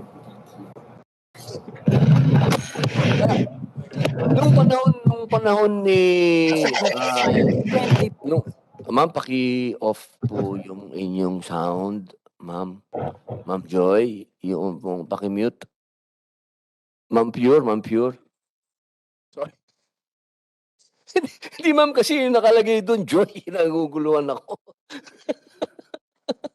Okay. Yung pong may experience na po tayo na magkano lang yung ginastos nung huli nating mga bisita. Nagpa-concon din concon pala yun. Gumastos lang sila ng 50 million. Sila, yung panahon ni Concom lang yon. Chief Sa Chief Commission to Justice. Study lang. Concom lang yon. So ma'am, antayin namin ma'am Pure. Okay, kung meron pa pong gustong idagdag yung ating mga kasama, Senator. Andi lang, gusto ko lang sabihin, hindi talaga natin ito matatapos sa just a few meetings. So I encourage the chairman to continue with these hearings on this subject matter. So congratulations once again, and then tuloy-tuloy po natin ito. Because of the committee hearings, marami naman ang nagsusubaybay, at least dahan-dahan yung kaalaman about constitutional concepts, lumalaki rin at lumalago. So, meron din pong kabutihan na resulta nitong ating mga committee hearings. Salamat po. Maraming salamat po, Senator Coco Pimentel, ang ating bar top notcher. Siyempre po, yung sino pa ba ang nandyan sa online? Ma'am Neda, Ma'am Pure, Yes, sir. meron po kayong gustong huling pananalita? For now, sir, regarding the request for NEDA to do the computation, maybe we can just get in touch with your office as well because we might be needing certain details. So that the yes, ma'am. computation can be done with sufficient basis. As our resource person also mentioned, Ma'am Winnie, she said it's important to determine, yes, I think there are costs that you should have to factor in, and some of this information will have to come from your office, sir. Sige po, ma'am. Very close coordination po sa inyo. Yun lang po. Yes, sir, that's all from us. Okay, salamat po. Sir Orion, baka meron po kayong gustong sabihin? May last lang po akong gusto ipakita na ano dito. Boss, 2 minutes Very lang, short, 2 minutes 2 lang, minutes boss. lang, bilisan ko lang po. Papakita ko lang po itong, hindi papakita ito. Ito po, no? Nakikita nyo po ba itong, share, ayan. Nakikita nyo po ba itong, ano ko dito, pinapakita ko? Wala pa po kami nakikita po. Hindi pa lumalabas, okay. How foreign companies used to enter a country. Nakikita pa ba? Ayan, sige po, Ayan okay po, na. okay. So, meron po mga nagsasabi, no? Hindi naman natin kailangan ng tanggalin yung mga foreign investment restrictions dahil sa constitution dahil pwede naman pumasok ang mga manufacturing, no? Pero ito po ang problema. Ang kanilang outdated na pag-iisip ay galing sa 1960s hanggang 1980s. Dahil sa dati po, ang mga multinational corporation, pag pumasok po sila sa isang bansa, ay mag-isang kumpanya yun. Isang kumpanya, isang single entity.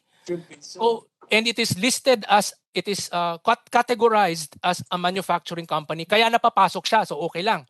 Pero nagbago na po ang estilo ng pagpasok ng mga corporation. At ako po mismo, dahil nagtatrabaho po ako sa corporate world, isa po akong IT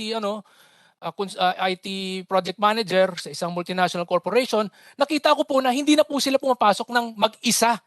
Pumapasok po sila as an entourage of numerous different smaller companies. So kung ang Apple po ay pumasok sa isang bansa, hindi po siya pumapasok si Apple mag-isa.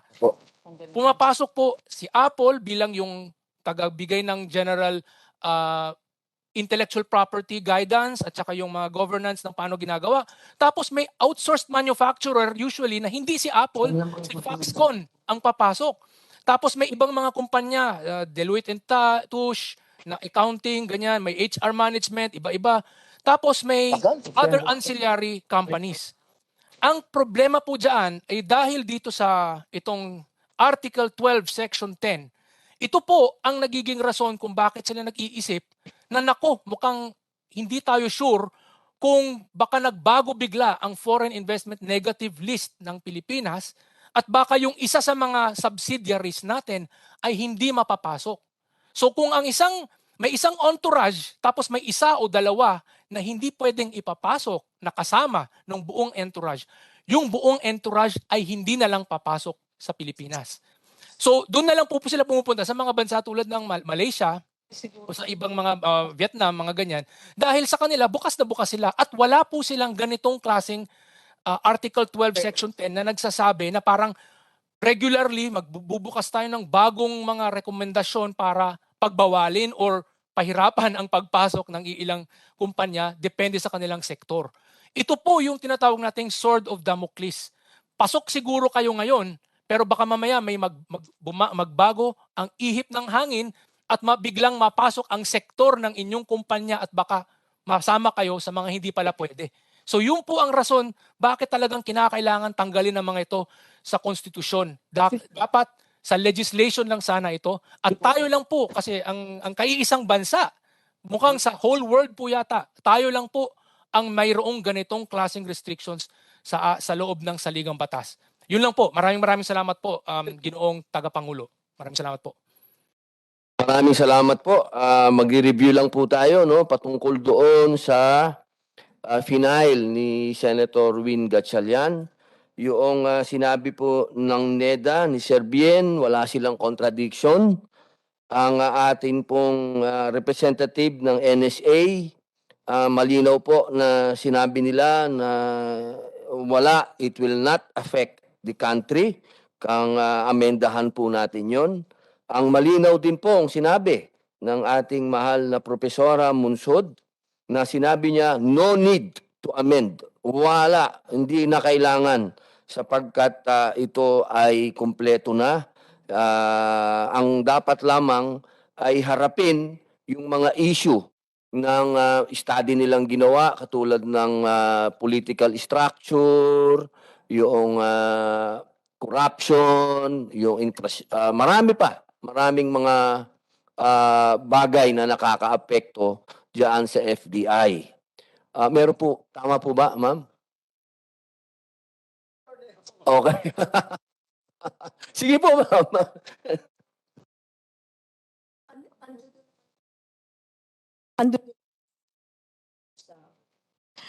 Sa PowerPoint presentation, you can look at every item. It is verifiable. Yon. Basta ang malinaw kay Profesora, hindi kailangan amendahan. Walang problema. Walang nangyayari Ayun. kung hindi nagawa yung iba. Ayun. Yun. Doon naman po pumapasok ang posisyon ng aking kasama na si Senator Coco Pimentel. Malinaw din po niyang sinabi na ang aming posisyon ay lahat. Hindi po ito pag pinag-uusapan lamang ang economic provision. Ang gusto natin ay magamot kung ano yung sinasabi ni Profesora na naging problema na nagdulot ng pagkawala ng foreign direct investment. At yun po ay yung pag-revision ng konstitusyon. Yun naman po yung sa amin. Ngayon, ang meron lang po akong panghuling salita. Baka meron pong panghuling salita si ano.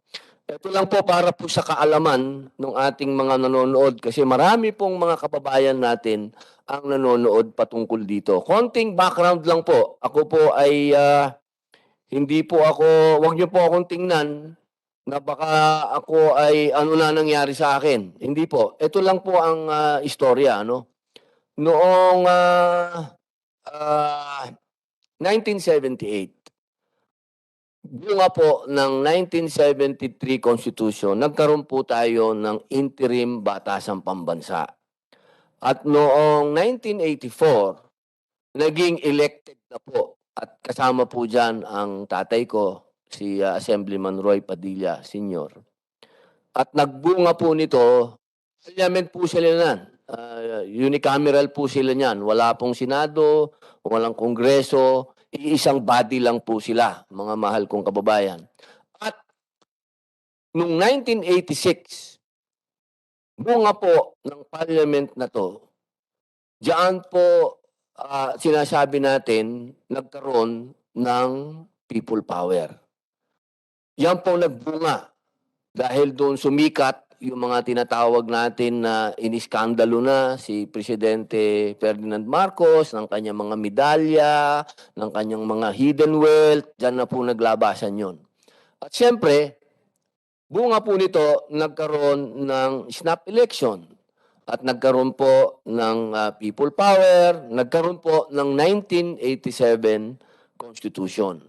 Ngayon, kung bibilangin nyo po yun, dahil po sa 87 na Constitution, nakabalik din po ang mga Marcos. At ang ating pong Pangulo ngayon ay si Ferdinand Marcos Jr. Ang gusto ko lamang pong sabihin dito ay yung 1987 na Constitution na sinasabi po natin na yun ang ibinunga noong people power na magmula sa Freedom Constitution ni Presidente Cory Aquino at gumawa sila ng 1987 Constitution na 34 years. Mga mahal kong kababayan, ang atin pong Pangulo ng Pilipinas sa ngayon ay ang junior ni Ferdinand Marcos Sr. Doon ko lang po tatapusin muna. Hindi ko po kayo i-influensyahan kung ano ang gusto niyong sabihin. kung ano ang gusto nyong isipin, kung ano man ang konklusyon po ninyo, basta po ako, sa amin na nandito, lahat po ng sinasabi ng bawat isa ay para po sa kaalaman nating lahat. Yun po, kailangan pong namnamin po ninyo lahat. Kasi ang may kinalaman po ito sa kasaysayan, mga mahal kong kababayan. At ang isang bagay na may kinalaman sa ating kasaysayan, yan po ay kayamanan natin. Kaya yun lamang po, wala pong nag-aaway dito, wala pong kontrahan dito, lalong-lalo na po sa ating mga bisita na talaga pong nagbibigay sa atin ng mga study, talaga pong mga tinatawag natin pinag-aralan. Mga ano po ito, mga propesora po ito na galing sa katulad po na ating propesora na si Professor Munsod, nandyan din po si Secretary Clarita Carlos, mga propesora po yan ng University of the Philippines. Binigyan po nila tayo ng pagkakataon, ng oras para marinig po natin sila. Sa katotohanan, kayamanan na po yun nating lahat. At bilang pagtatapos, na nasa konstitusyon din po, lahat po tayo ay may freedom of expression. Yun lamang po. Maraming salamat po sa inyong lahat. At ito pong hearing na to ay pansamantala po nating sinususpend. Maraming salamat po. Maraming salamat.